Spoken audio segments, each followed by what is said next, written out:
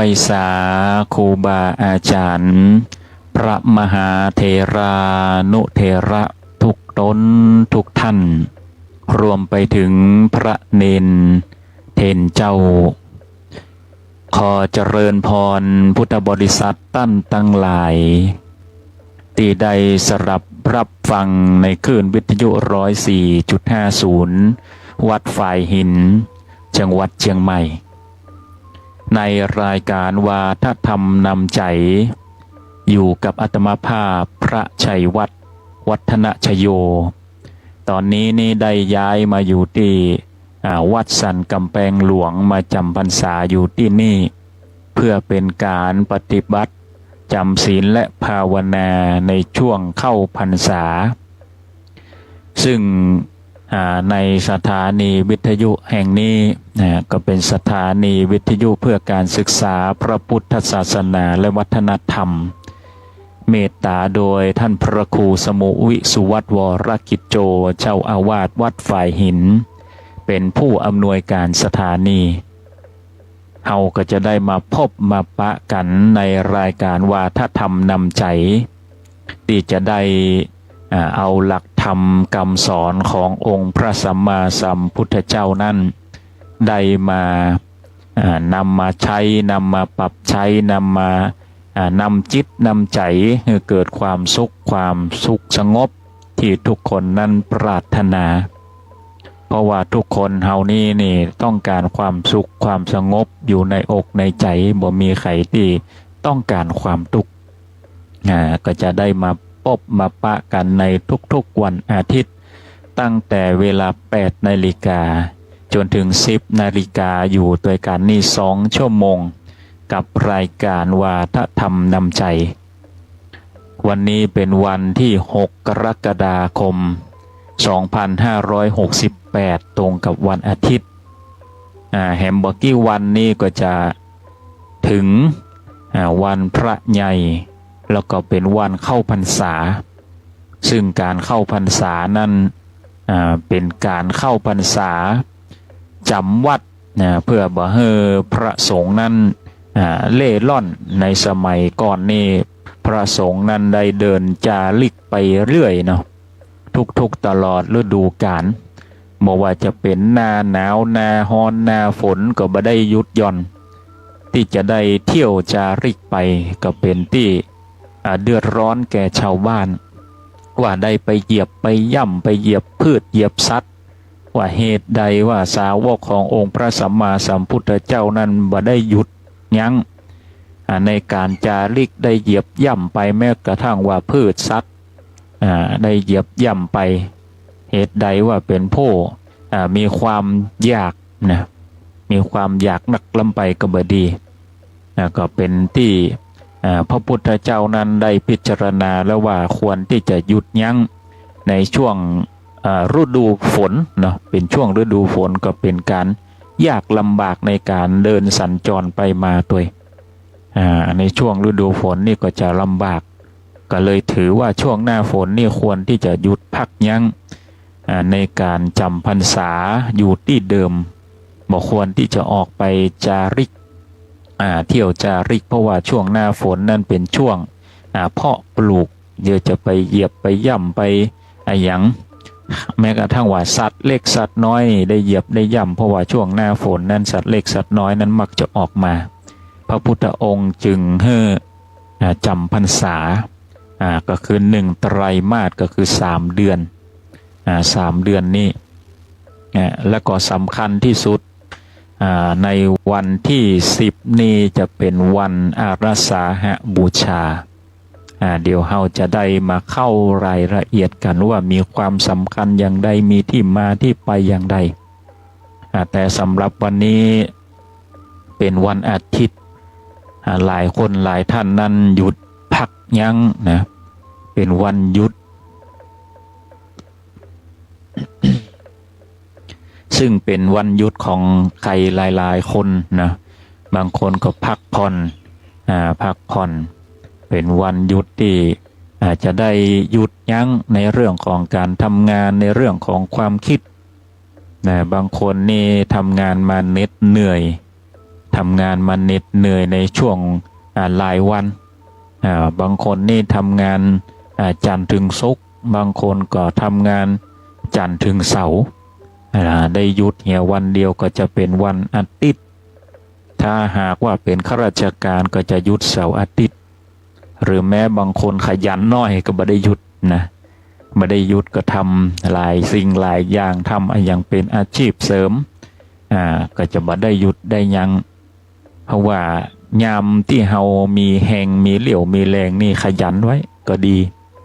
ขยันไว้ก็ดีเพราะว่าคนเฮานี่มนุษย์เฮานี่มันจำเป็นต้องใช้ปัจจัยในการดำเนินชีวิตบอกว่าอายังก็ตามซึ่งมันเป็นเงินเป็นทองทั้งนั้นบอกว่าจะเป็นการดูแลตนเองดูแลพ่อแม่ความเป็นอยู่ปัจจัย4ปัจจัย5ปัจจัย6ปัจจัย5ปัจจัย6นี่จะเป็นโทรศัพท์ก้าเติมเน็ตก้าเติมน้ำมันรถก้านะอย่างต่างๆที่ควรที่จะรับผิดชอบก็ต้องรับผิดชอบบางสิ่งบางอย่างอย่างมันลุมันเสียก็จำเป็นได้ซ่อมได้แซมแม้กระทั่งว่าร่างกายคนเฮานี่ก็ยังได้ซ่อมได้แซมเนาะศรัทธาท่านทั้งหลายหลายคนหลายท่านถ้าอายุเมินมาแล้วนี่อายุนักขึ้นนี่สังขารมันเริ่มเสื่อมเริ่มถอยพญาโลคะมันก็เริ่มเข้ามา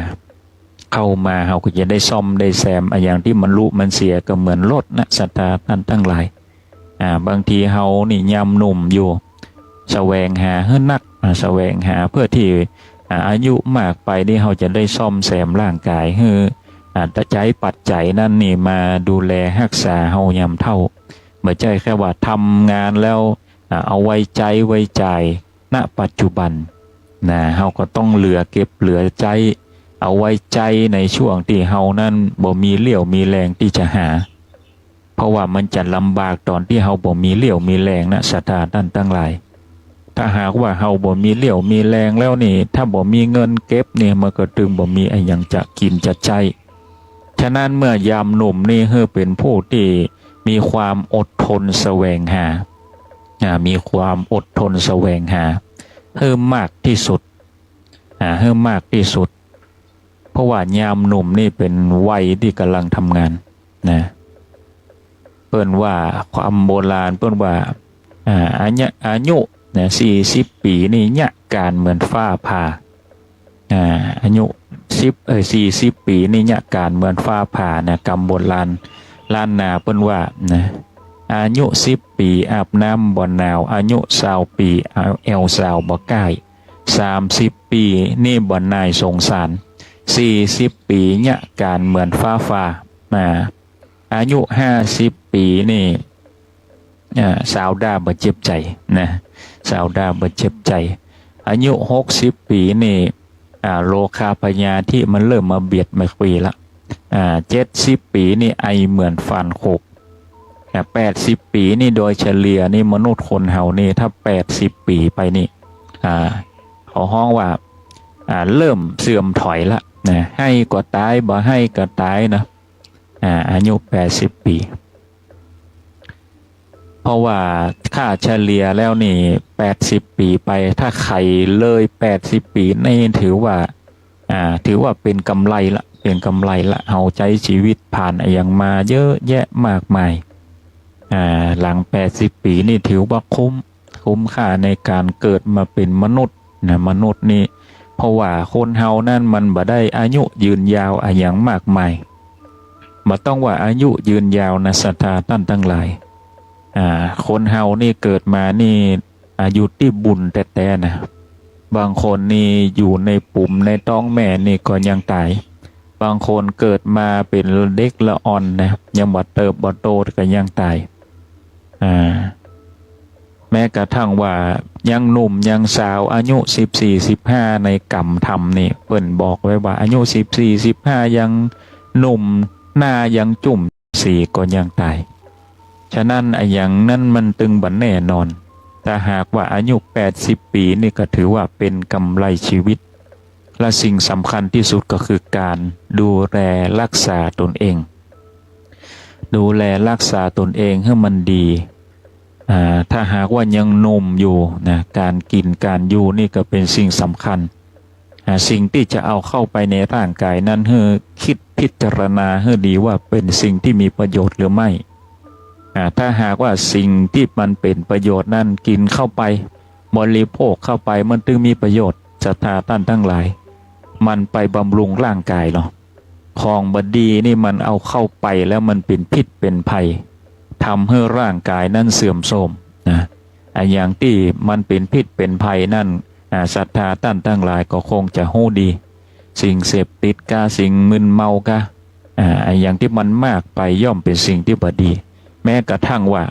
ของกินลำนี่นะศรัทธาท่านทั้งหลายถ้าจะหู้ดีของหวานนี่ถ้ามันได้กินนี่มันลำหรอโอ้มันโอชะนะมันชื่นใจมันชุ่มใจได้กินของหวานนะกินได้บริโภคได้แต่ต้องโหปริมาณ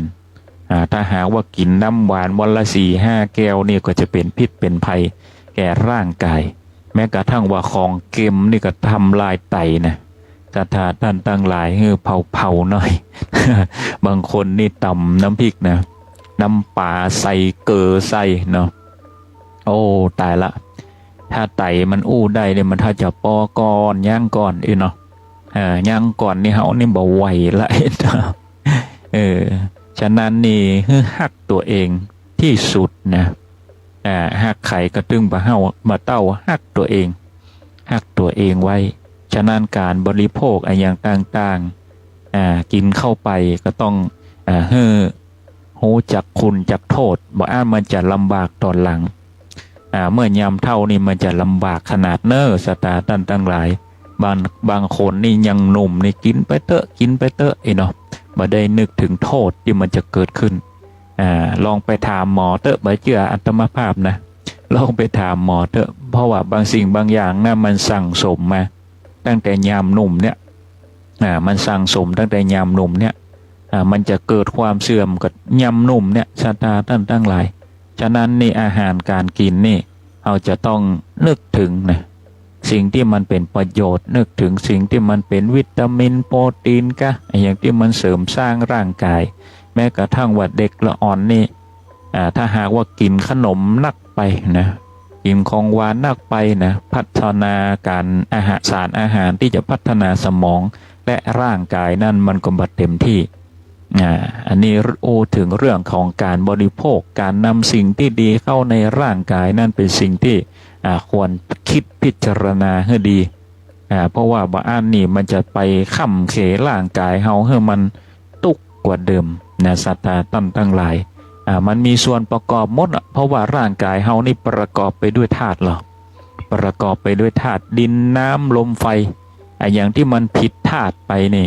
มันก็จะทำให้ร่างกายคนเฮานี่มันเสื่อมมันถอยมันผิดจากความเป็นปกติไปฉะนั้นอาหารการกินเป็นสิ่งสำคัญอย่างยิ่งแม้กระทั่งว่าหมูกระทะเนาะหมูกระทะนี่บางคนว่าล้ำนะเอาเหี่ยกุ้นแรงนะแต่ว่าบางทีนี่มันเป็นอาหารที่ปิ้งที่ย่างไปนี่มันจะเป็นมะเร็งมันจะเป็นโรคโรคอย่างบ่ฮู้นะหลายสิ่งหลายอย่างนี่ก็โรคนะเพราะว่ามันตึงบ่แน่บ่นอนแม้กระทั่งทุกวันนี่ก็จะมีไข้หวัดใหญ่ไข้เลือดออกเนาะ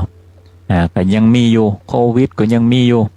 นะศรัทธาท่านทั้งหลายฉะนั้นรักษาตนตัวให้ดี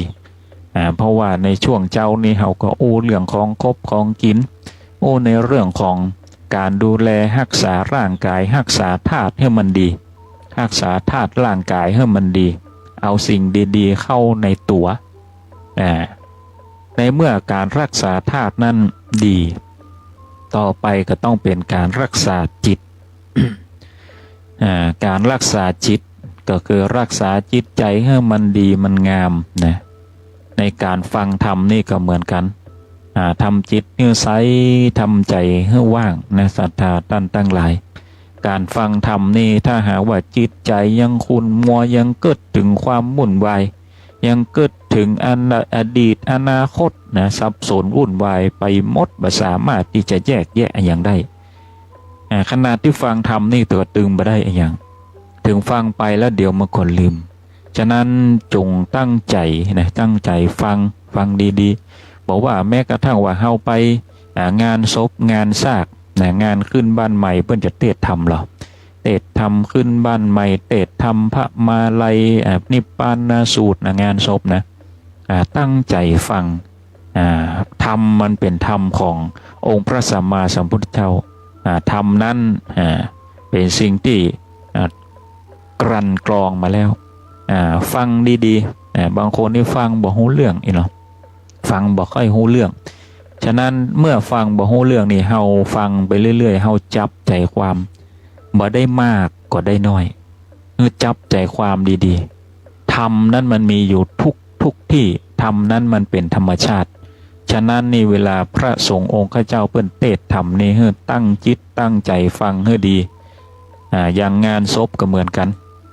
งานศพก็เหมือนกันบัดนี้ไปคุยไปโอ้กันไปโอ้กันเสียงดังบางทีนี่ไปรบกวนสมาธิของพระสงฆ์องค์เทศน์เปิ้น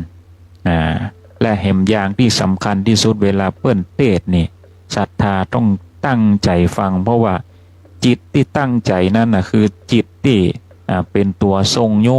เป็นบุญกุศลเป็นบุญกุศลทรงโยดวงจิตดวงวิญญาณเฮ้อผู้ที่ได้ล่วงลับไปแล้วนั่นหรือผู้ที่ได้ตายไปแล้วนั่นเฮ้อได้บุญได้กุศลแต่ถ้าไปงานศพไปโอ้ไปเล่าควันไปนินทาบ่ได้อะไรอย่างละเพราะอะไรอย่างเพราะก่อนที่จะฟังเทศนั่นพระสงฆ์องค์ข้าเจ้าพระตนองค์เทศนั่นเปิ้นได้ฮื้อศีลเหรอศรัทธาท่านทั้งหลายศีล5นะเปิ้นฮื้อศีล5มีอะไรอย่างบ่ฆ่าสัตว์บ่ลักทรัพย์บ่ประพฤติผิดในกามบ่โอ้จาหมดเท็จแล้วก็บ่รวมถึงการบ่ดื่มสุราเปิ้นเป็นการเตือนสตินะบางคนนี่ฮู้ดีว่าศีล5มีอะไรอย่างแต่ทำไมต้องรับศีลทุกครั้งเพราะว่าเป็นการเตือนสติเป็นการรับเอาศีลเอาธรรมเอาบุญตรงนี้ที่เตือนสติณขณะนั้นเมื่อเตือนสติณขณะนั้นจึงมีสติสมาธิในการรับฟังเทศนาบางทีก็เป็นการเทศธรรมบรรยายบางทีก็เป็นการเทศทำนองพื้นเมืองโบราณล้านนาอย่างใดก็ตามนั้นเฮาจะต้องตั้งใจสดับรับฟังถึงแก่นแห่งธรรมอย่างน้อยก็ได้เห็นน้อยก็ยังดีอย่างน้อยก็ได้ความสงบบางทีเอาบ่ฮู้จะทำอะไรอย่างก็นั่งหลับตาฟังพนมมือฟังไปจะได้บุญเพราะธรรมนั่นเป็นบ่ใช่ธรรมของพระสงฆ์องค์ข้าเจ้าธรรมนั่นเป็นธรรมขององค์พระสัมมาสัมพุทธเจ้าพระสงฆ์นั้นได้นำมาเพื่อที่ประคับประคองศรัทธาเอาธรรมนั้นมาเล่าเพื่อเป็นการฉลองศรัทธาให้ศรัทธานั้นได้มีศีลมีธรรมเพื่อจะได้สดับรับฟังให้นำไปใช้ไปปรับใช้รวมไปถึงบางคนนั่นก็โหดีในเรื่องของธรรมนั้นแต่บางทีเราจะต้องมีการเตือนสติ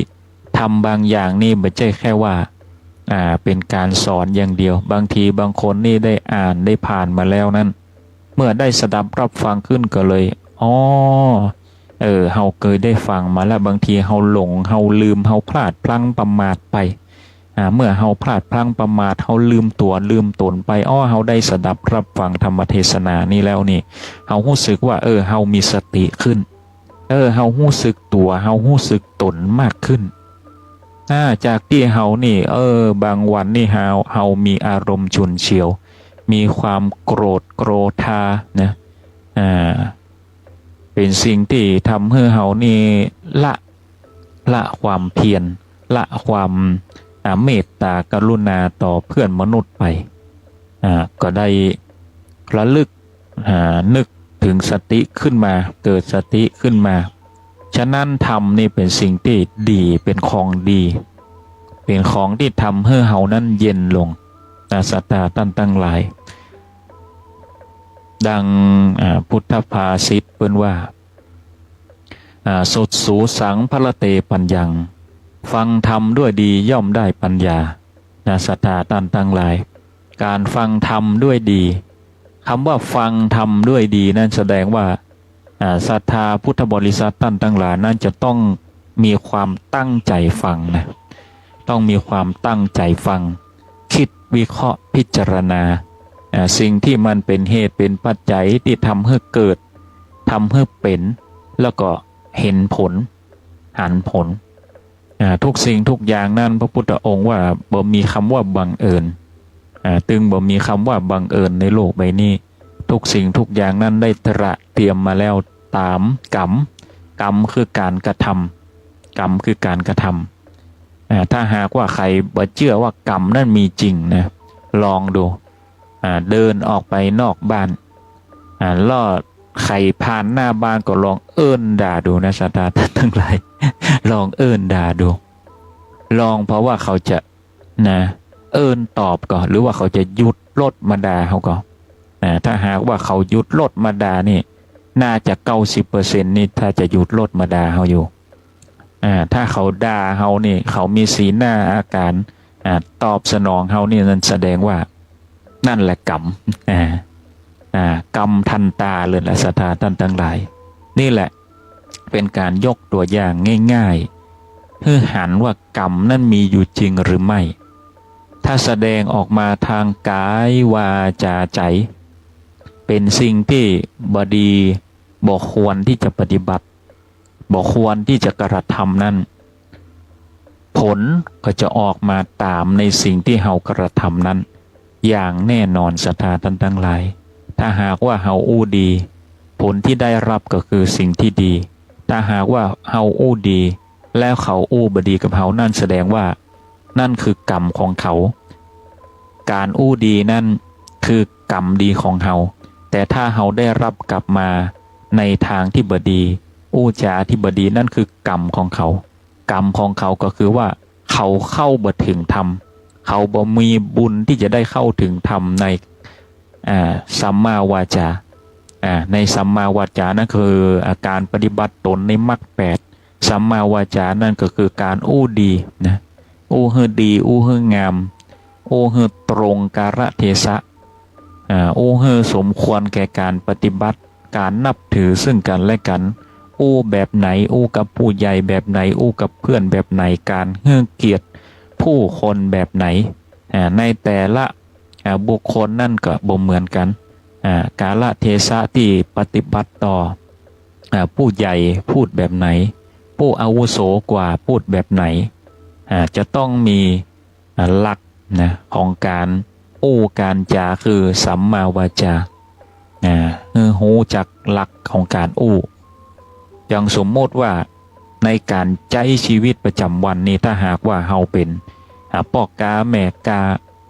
หรือว่าเป็นผู้ค้าขายนะหรือว่าเป็นผู้เขาฮ้องว่าดูแลลูกค้าในบริษัทห้างร้านต่างๆถ้าหากว่าเฮาอู้บดีต่อลูกค้านี่ผลจะเป็นอย่างไรท่านลองพิจารณาดูว่าถ้าหากว่าเฮาอู้บดีบ่มีสัมมาวาจาอู้กับเปิ้นบดีเนี่ยแฮมซ้ำนะเปิ้นจะมาซื้อของเฮานี่เป็นเตือนที่2นี่แฮมซ้ำเนี่ยแฮมซ้ำเลยต้องอู้แบบอีเลยฉะนั้นนี่เฮาทำงานบริการทำงานอย่างที่ต้องใจกำอู้วาจานี่จะต้องตรึกตรองให้ดีในการที่จะลั่นวาจาออกไปนี่เพื่อรักษาผลประโยชน์ของตนเองและองค์กรให้ดีเพื่อที่จะรักษาผลประโยชน์ขององค์กรให้ดีแต่บางคนนี่ถ้าหัวแข็งหน่อยเฮาจะอู้อย่างเอี้ยเฮาจะเป็นอย่างเอี้ยนะมันก็อู้ได้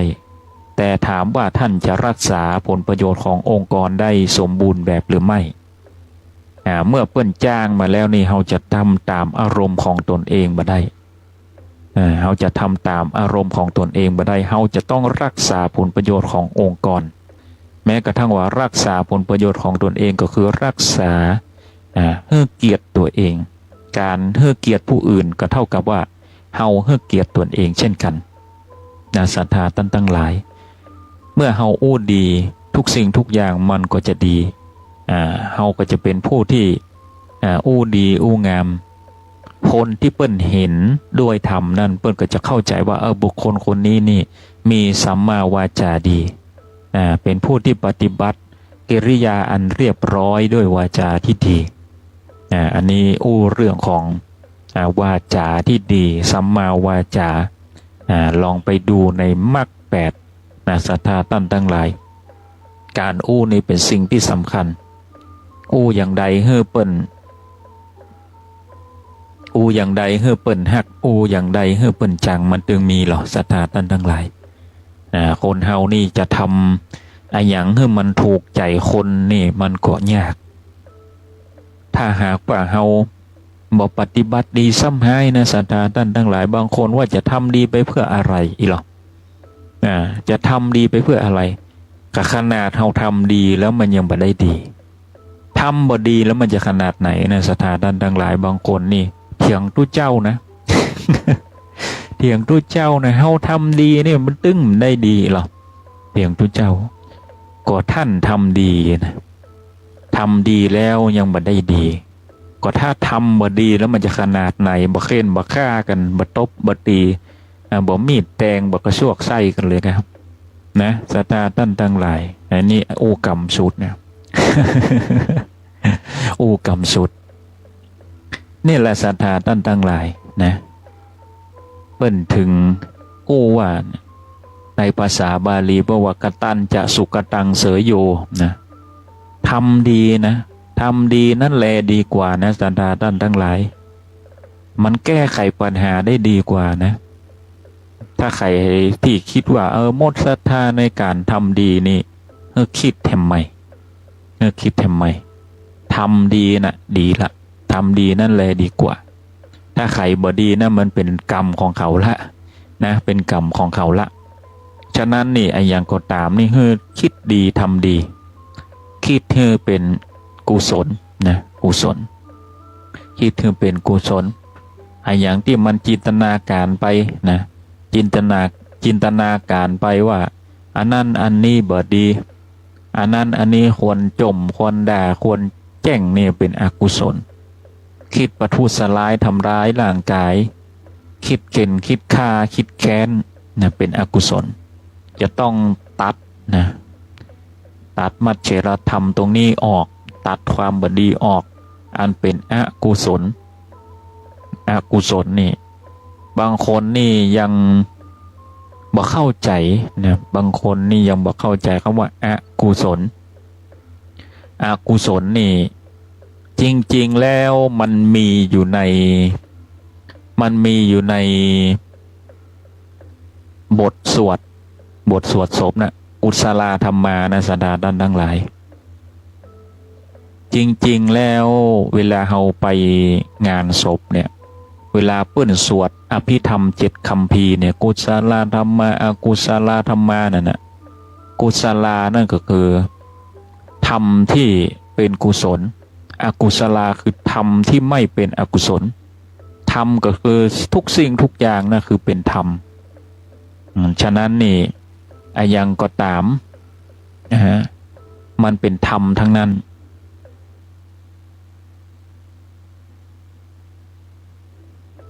พระ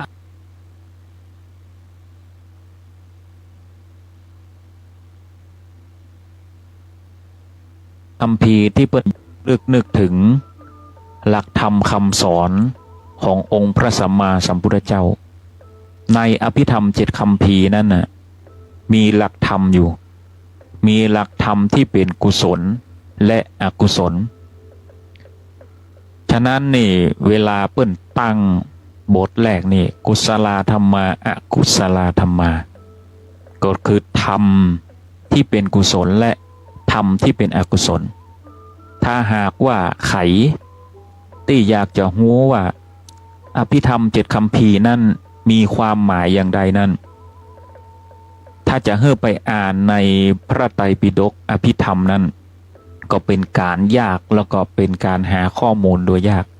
ฉะนั้นไปดูที่ Google ก็ได้มีคำแปลอยู่แต่ว่าเปิ้นยกขึ้นมาสวดนั้นเพราะว่าเพื่อที่จะรักษา บาลีไว้แต่จริงๆธรรมนั่นแหละนะคือธรรมนะ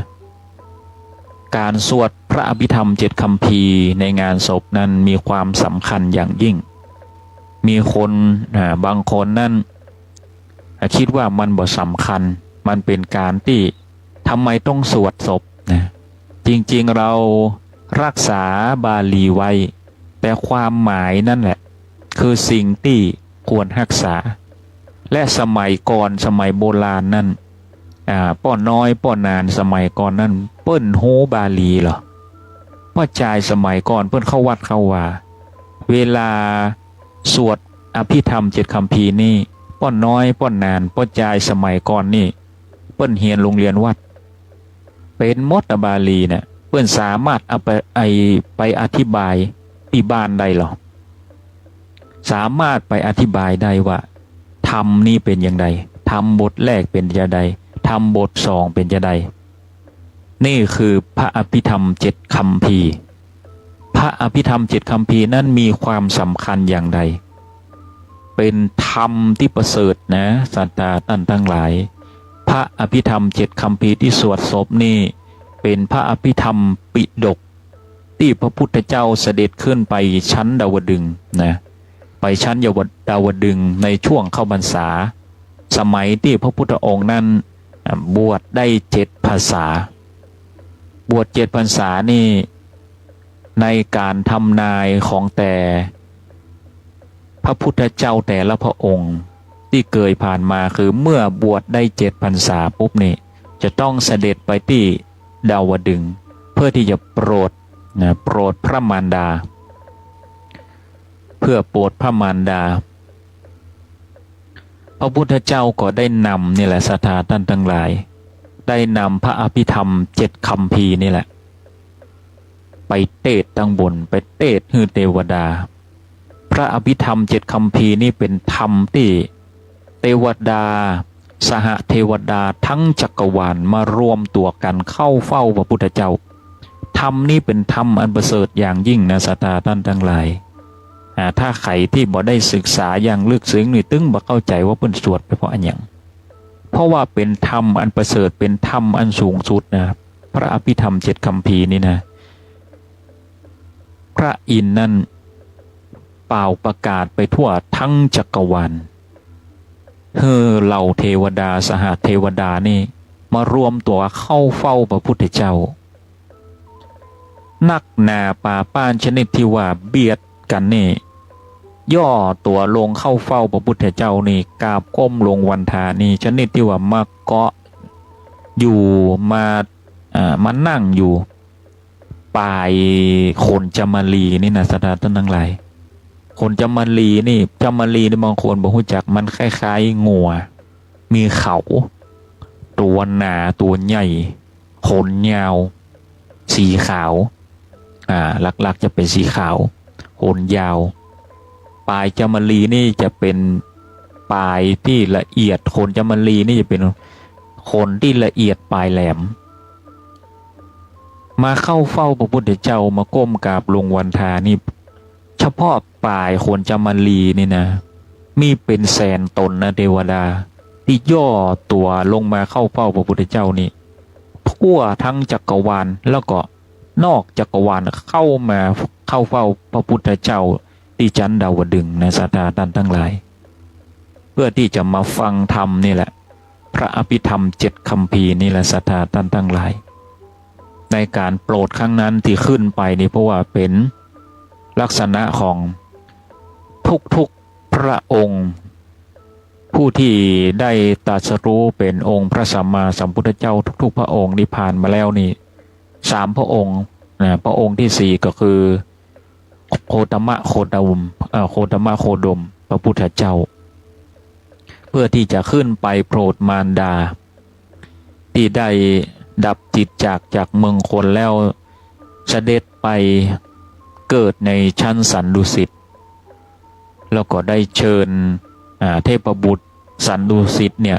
ซึ่งเป็นอดีตพระมารดาคือพระนางสิริมหามายาได้ขึ้นไปที่ชั้นดาวดึงส์นะศรัทธาท่านทั้งหลายเมื่อเสด็จมาถึงชั้นดาวดึงส์ ก็ฮือเทพบุตรสันดุสิตที่เคยเป็นพระแม่มารดาหรือว่าพระนางสิริมหามายานั้นได้เข้าเฝ้าเป็นประธาน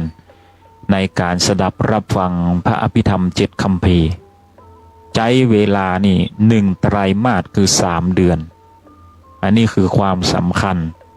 ที่มีการเชื่อมโยงในเรื่องของอภิธรรม7 คัมภีร์ที่เราได้สดับรับฟังในงานศพที่ผ่านมาบางคนนี่ก็บอกว่าเปิ้นสวดอะไรยังก็บอกว่าฟังไปนะเป็นบุญนะหูเพียงเท่าอีแต่จริงๆถ้าหูลึกซึ้งแล้วบุญจะนักกว่านี้บุญจะนักจะแน่นกว่านี้ถ้าใครได้สดับรับฟังในวันนี้ก็จะได้หูละที่มาที่ไปของการสดับรับฟังการสวดพระอภิธรรม7 คัมภีร์ในงานศพงานซากนี่แหละศรัทธาท่านทั้งหลาย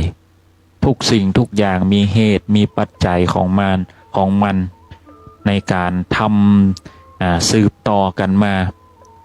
ซึ่งเป็นประโยชน์อย่างยิ่งถ้าหากว่าเฮาเป็นพุทธบริษัทที่แท้จริงเฮาก็จะต้องศึกษา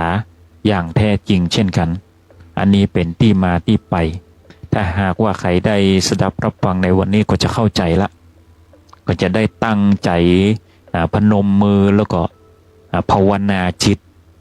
ให้มีบุญกุศลเพราะว่าพระอภิธรรมปิฎกหรือว่าพระอภิธรรม7 คัมภีร์นั้นแม้แต่ว่าพระอินทร์หรือว่าเทวดาชั้นสันดุสิตชั้นที่สูงสุดที่สุดนั้นก็ยัง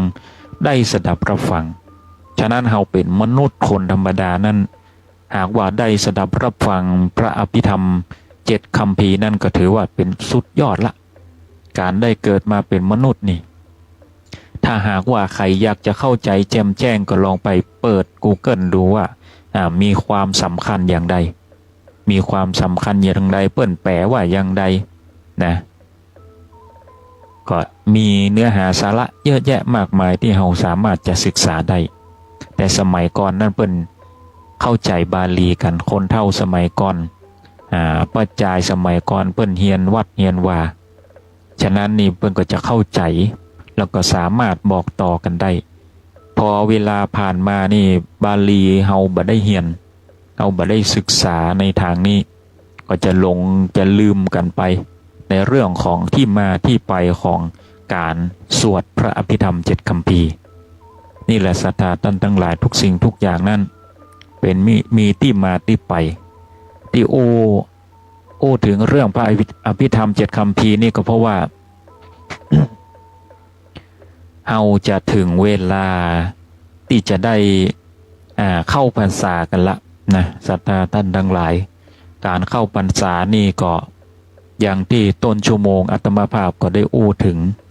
ในเรื่องของการที่พระภิกษุสงฆ์นั้นได้เที่ยวจาริกไปเหยียบย่ำพืชพันธุ์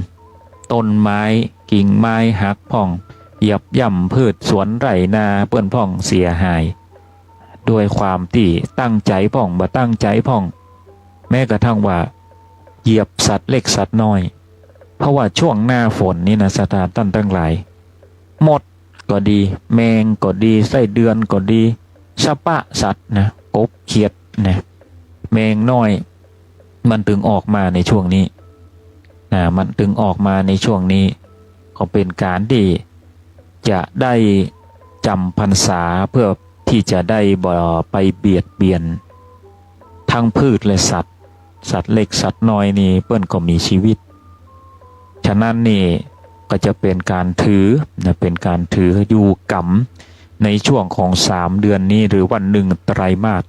ก็คือ1 พรรษา3 เดือนนี้ก็เป็นสิ่งที่ดีที่เราจะได้ประพฤติปฏิบัติให้อยู่ในศีลในธรรมเพราะว่าเราเป็นพุทธบริษัทเราเป็นศรัทธาแห่งพระพุทธศาสนาเราศรัทธาแด่องค์พระสัมมาสัมพุทธเจ้า ฉะนั้นนี่เราจะต้องประพฤติปฏิบัติให้ดีอันอย่างที่ควรละก็ควรละอย่างที่ควรที่จะปฏิบัติก็ควรปฏิบัติบางคนนี่ใส่เหล้าใส่เบียร์กู้วันกู้แรงอันนี้บ่ได้ตีเตือนเล่าหน้ากันนะอาตมาภาพอู้ตามทำนะ อาตมาภาพอู้ตามธรรมอย่างลดได้ก็ลดนะจากที่เฮากินกุวันเฮาก็ลดเฮาก็ละลงบางคนถ้ามันติดนักแก่ก็ลดเนาะลดลงเพราะว่าถ้าจะหากว่าหยุดไปเลยนี่ก็เป็นอันตรายครับบางคนที่หยุดได้ก็หยุดก็เป็นสิ่งที่ดีเพราะว่าเฮาจะได้รักษาธาตุเฮาให้ได้ฟื้นฟูเพราะว่าถ้าหากว่าเฮานี่เสพอย่างที่มันเยอะเกินไปนะอย่างตั้งแต่ต้นชั่วโมงอาตมาภาพก็ว่า อย่างที่มันบ่ดีนี่เฮาเอาใส่เข้าไปในร่างกายนะมันถึงย่อมบ่ดีนะมันถึงย่อมบ่ดีฉะนั้นนี่เฮาควรที่จะฮักตนเองรักษาร่างกายไว้ดีๆเพราะว่าบ่อันนี่ถ้าหากว่าเฮาอายุนักผ่านไปนี่มันค่ำเขร่างกายเฮานี่มันทรมานนะเดี๋ยวพญายมราชจะมาจองคิวนะ สถานท่านทั้งหลายพญายมราชจะมาจองคิวฉะนั้นนี่อย่างควรลดก็ลดเนาะอย่างควรละได้ก็ละในช่วงเข้าพรรษานี่ปฏิบัติตัวปฏิบัติตนให้อยู่ในศีลในธรรมเข้าวัดเข้าวาฟังเทศน์ฟังธรรมนะบางคนก็คิดว่าเฮานี่ทำบุญอย่างอื่นก็ได้นะมาเข้าวัดเข้าวาก็ได้จริงๆถ้าหากว่าเฮาว่างเฮาก็ควรที่จะเข้าวัดเข้าวาเฮาไปวัดไปวานี่เฮาไปกราบไหว้วันตาองค์พระสัมมาสัมพุทธเจ้าเราศรัทธาท่านทั้งหลายถึงแม้ว่าบางคนจะคิดว่ามันเป็นสิ่งสมมุติเป็นอิฐเป็นปูนเป็นหินเป็นปูนแต่การที่เป็นอิฐเป็นปูนนั้นประกอบขึ้นนี่เป็นตัวแทนขององค์พระสัมมาสัมพุทธเจ้านั้นเป็นกุศโลบายอย่างหนึ่งเนอศรัทธาท่านทั้งหลายเป็นกุศโลบายที่ว่าการที่จะมาเป็นตัวแทนเป็นสิ่งสมมุติขององค์พระสัมมาสัมพุทธเจ้าเป็นพระประธานนั้นกลัวจะหลอมรวมได้เป็นองค์งามๆในพระวิหารนั่นนี่เป็นกุศโลบายที่ว่าเฮาได้รักษาความสามัคคีเฮามีจิตใจที่ทรงโยในการทำบุญมีจิตใจภาวนาที่จะไปถึงบุญกุศลนั้นจึงเกิดสมมุตินั้นขึ้นนะศรัทธาท่านทั้งหลายเฮาอย่าลืมสิ่งนี้เฮาได้ปฏิบัติกันมาอย่างเนิ่นนานมาละในการสร้างสมมุตินี้ขึ้นมาไม่ใช่ว่าพระอยู่ในใจอย่างเดียวมันก็ไม่ใช่นะพระอยู่ในใจก็แต่ว่าโลกนี่มันก็เป็นโลกสมมุติอยู่แล้วนั่นนะศรัทธาท่านทั้งหลายมีไอ้หยังพ่องบ่สมมุตินะแม้กระทั่งว่าเสื้อผ้าหน้าผมไอ้หยังต่างๆนี่เฮาบ่ใส่ก็ได้นะถ้าบ่สมมุตินะเฮาก็ยังก็จะเป็นอย่างมนุษย์หินนะ ถ้าบ่สมมุติฉะนั้นพอเฮาอยู่กับความสมมุติศรัทธาท่านทั้งหลายเฮาอยู่ให้เป็นอยู่กับความสมมุติเสื้อผ้าตั้งแต่ยุคหินมาเฮาก็สมมุติให้มันมีเสื้อผ้าเป็นสิ่งที่ปกปิดร่างกายนุ่งห่มเฮามีบ้านก็เพื่อที่จะรักษาเพื่อที่จะบ่ให้เปียกฝนมีที่หลับที่นอนรักษาแม้กระทั่งว่าสัตว์ที่จะมาทำร้ายเฮาในสมัยยุคหินนั้น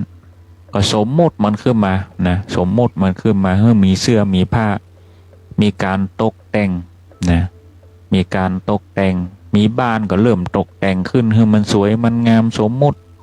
แม้กระทั่งว่าการเรียนการศึกษาอย่างก็ตามมันเป็นสิ่งสมมุติทั้งนั้นและศรัทธาท่านทั้งหลายฉะนั้นใจเฮาเป็นบุญแล้วใจเฮาภาวนาแล้วนี่ก็เลยมีความสามัคคีที่จะหลอมรวมก้อนอิฐก้อนหินดินทรายนั่นแหละศรัทธาท่านทั้งหลายจากที่มันบ่มีประโยชน์จากที่มันเป็นทรายมันก็ยังเป็นทรายอยู่อันน่ะจากที่มันเป็นหินมันก็ยังเป็นหินอยู่อย่างอันน่ะสมัยก่อนนี่ปูนนี่เพิ่นตุบนะเปลือกหอย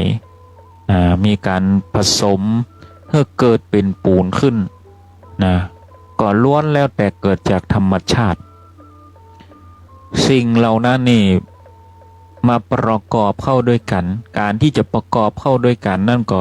ประกอบด้วย บุญนำหน้าจิตใจอันเป็นบุญและความสามัคคีนั้นเอามาปั้นนะเอามาปั้นเอามาผสมกันเพื่อระลึกนึกถึงองค์พระสัมมาสัมพุทธเจ้าจึงออกมาเป็นรูปเป็นร่างนี่แหละศรัทธาท่านทั้งหลายแม้กระทั่งว่าอิฐหินดินทรายทุกสิ่งทุกอย่างนั้นจากที่เป็นทรายมันก็เป็นทรายว่ามีประโยชน์อะไรอย่างแต่เมื่อเฮามีจิตใจที่ระลึกนึกถึงคุณขององค์พระสัมมาสัมพุทธเจ้านั้นแล้วนี่เลยเกิดเป็นพระประธานเกิดขึ้นฉะนั้นนี่เราต้องมองถึงความสำคัญอย่างยิ่งไม่ใช่ว่าแค่อิฐแค่ปูนนะศรัทธาท่านทั้งหลายเราจะต้องกึดเธอลึกซึ้ง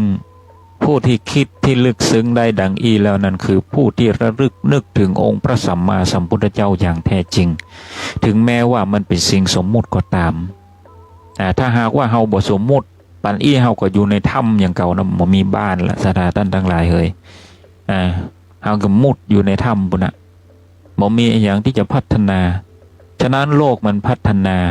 ทุกสิ่งทุกอย่างมันพัฒนาสมองคนเฮานั้นพัฒนาขึ้นแต่อาตมาภาพก็บ่ได้ฮือยึดติดนะบ่ได้ฮือยึดติดแต่โอ้ถึงความเป็นจริงในการอยู่ตามกระแสแห่งโลกใบนี้นะถึงแม้ว่าเฮาจะหลีกเลี่ยงยังไงก็ตามซึ่งก็ยังบ่พ้นแม้กระทั่งว่าเฮาเจ็บป่วยเมื่อยไข้นี่เฮาก็ยังต้องกินยาเนาะเฮาก็ยังต้องไปหาหมอเฮาก็ยังบ่สามารถที่จะหลุดพ้นมันได้นะถ้าหากว่าเฮาเจ็บเป็นเย็นอุ่นมาเฮาปล่อยมันไปตามนั้นมันก็ทุกข์ทรมานเหลือเกินฉะนั้นไอ้อย่างที่มันเป็นบุญเป็นกุศลมันเกิดความปิติสุขก็จงทำให้มันดีคิดเป็นกุศลนะเป็นกุศลถ้าหากว่าใจเฮาเป็นกุศลมันก็เป็นบุญเป็นกุศลนะศรัทธาท่านทั้งหลายแม้กระทั่งว่าดับจิตจากลมตายไปไอ้อย่างที่เฮาเคยได้ทำได้สร้างมันก็เป็นกุศลเฮาได้เคยสร้างเฮาได้เกิดตานเฮาเคยได้ร่วมสร้างพระประธานเฮาเคยได้ร่วมสร้างโบสถ์วิหารศาลานะยังก็ตามแม้กระทั่งว่าการกวาดปัดเช็ดถูวัดว่ายังก็ตามอย่างที่มันเกิดปิติสุขนั่นคือกุศลบุญกุศลที่มีความสุขในอกในใจของเฮานั้นทุกสิ่งทุกอย่างนั้นเป็นบุญเป็นกุศลทั้งนั้นและศรัทธาท่านทั้งหลาย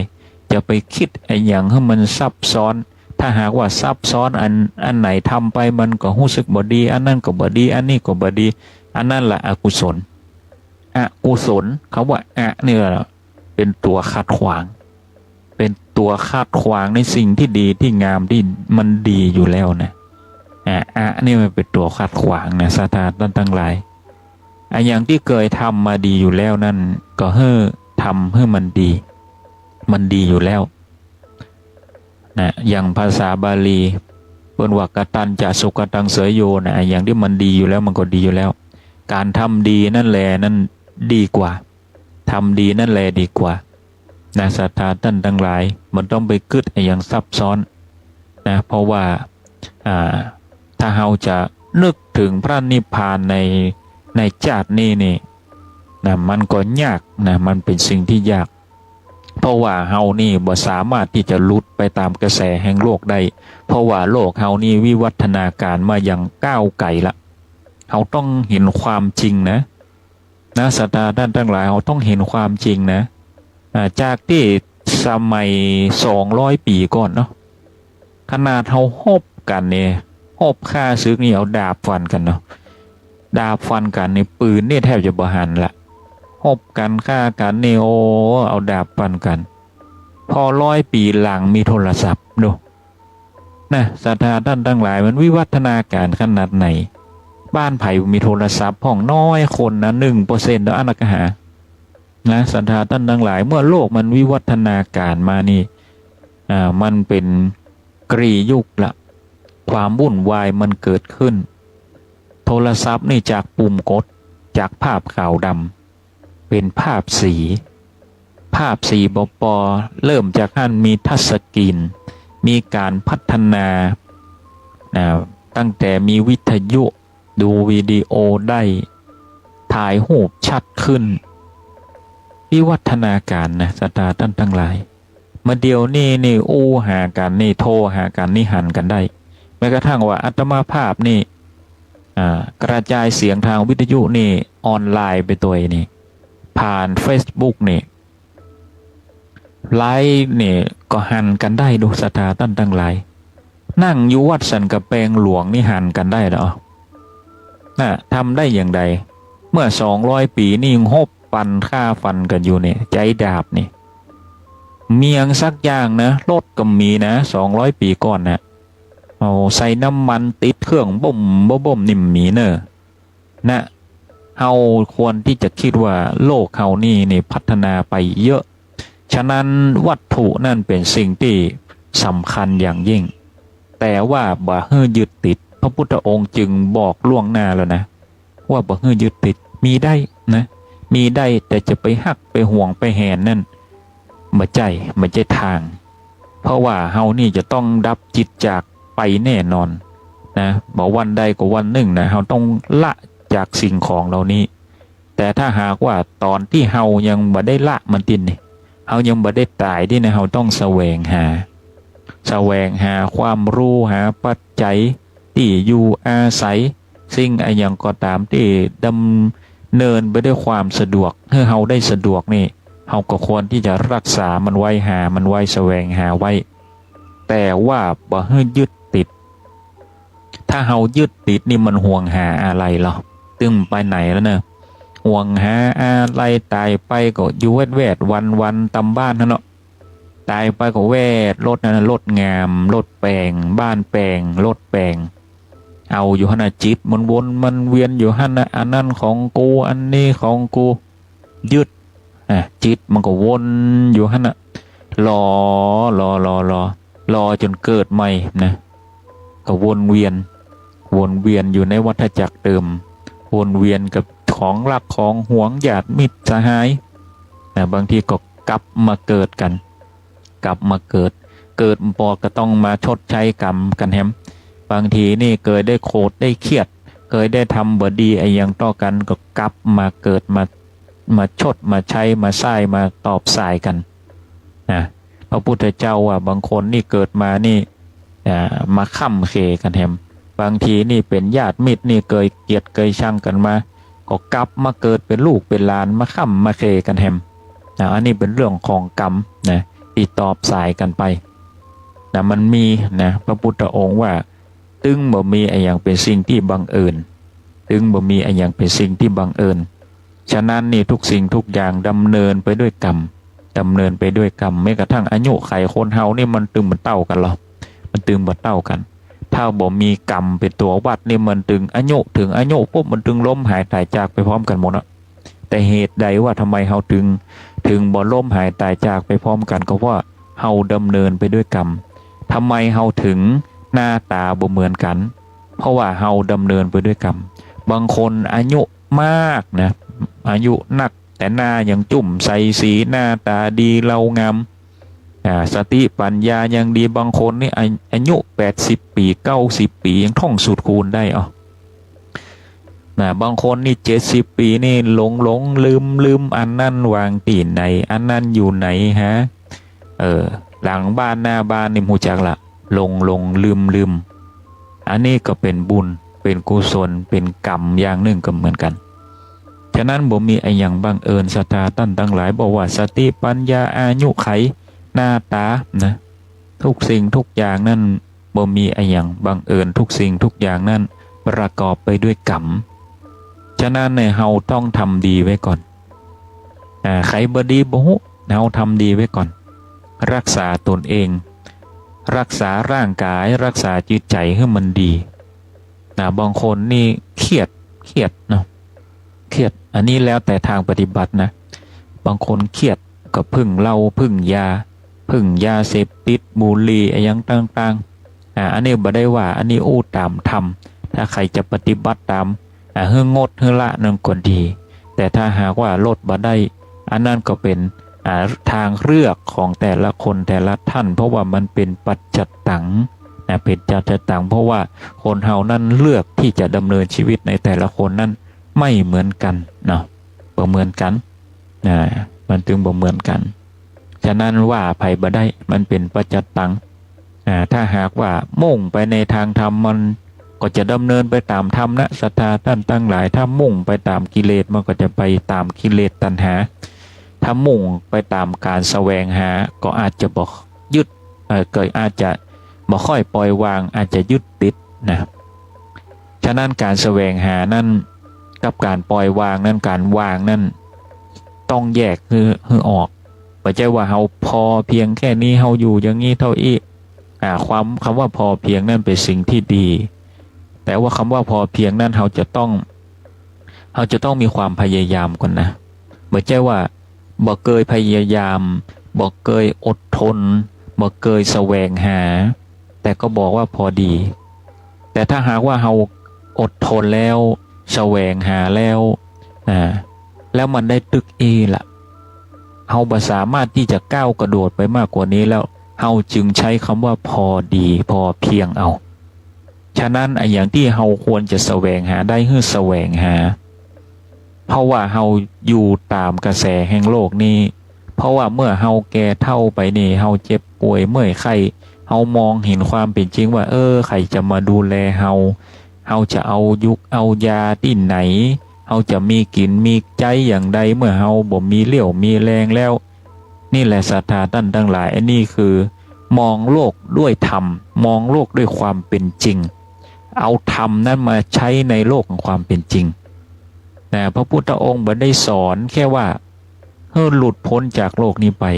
บ่ได้สอนแค่ว่าหลุดพ้นไปแล้วไปนิพพานแต่ความเป็นจริงแล้วพระพุทธองค์นั้นตั้งแต่อริยสัจสี่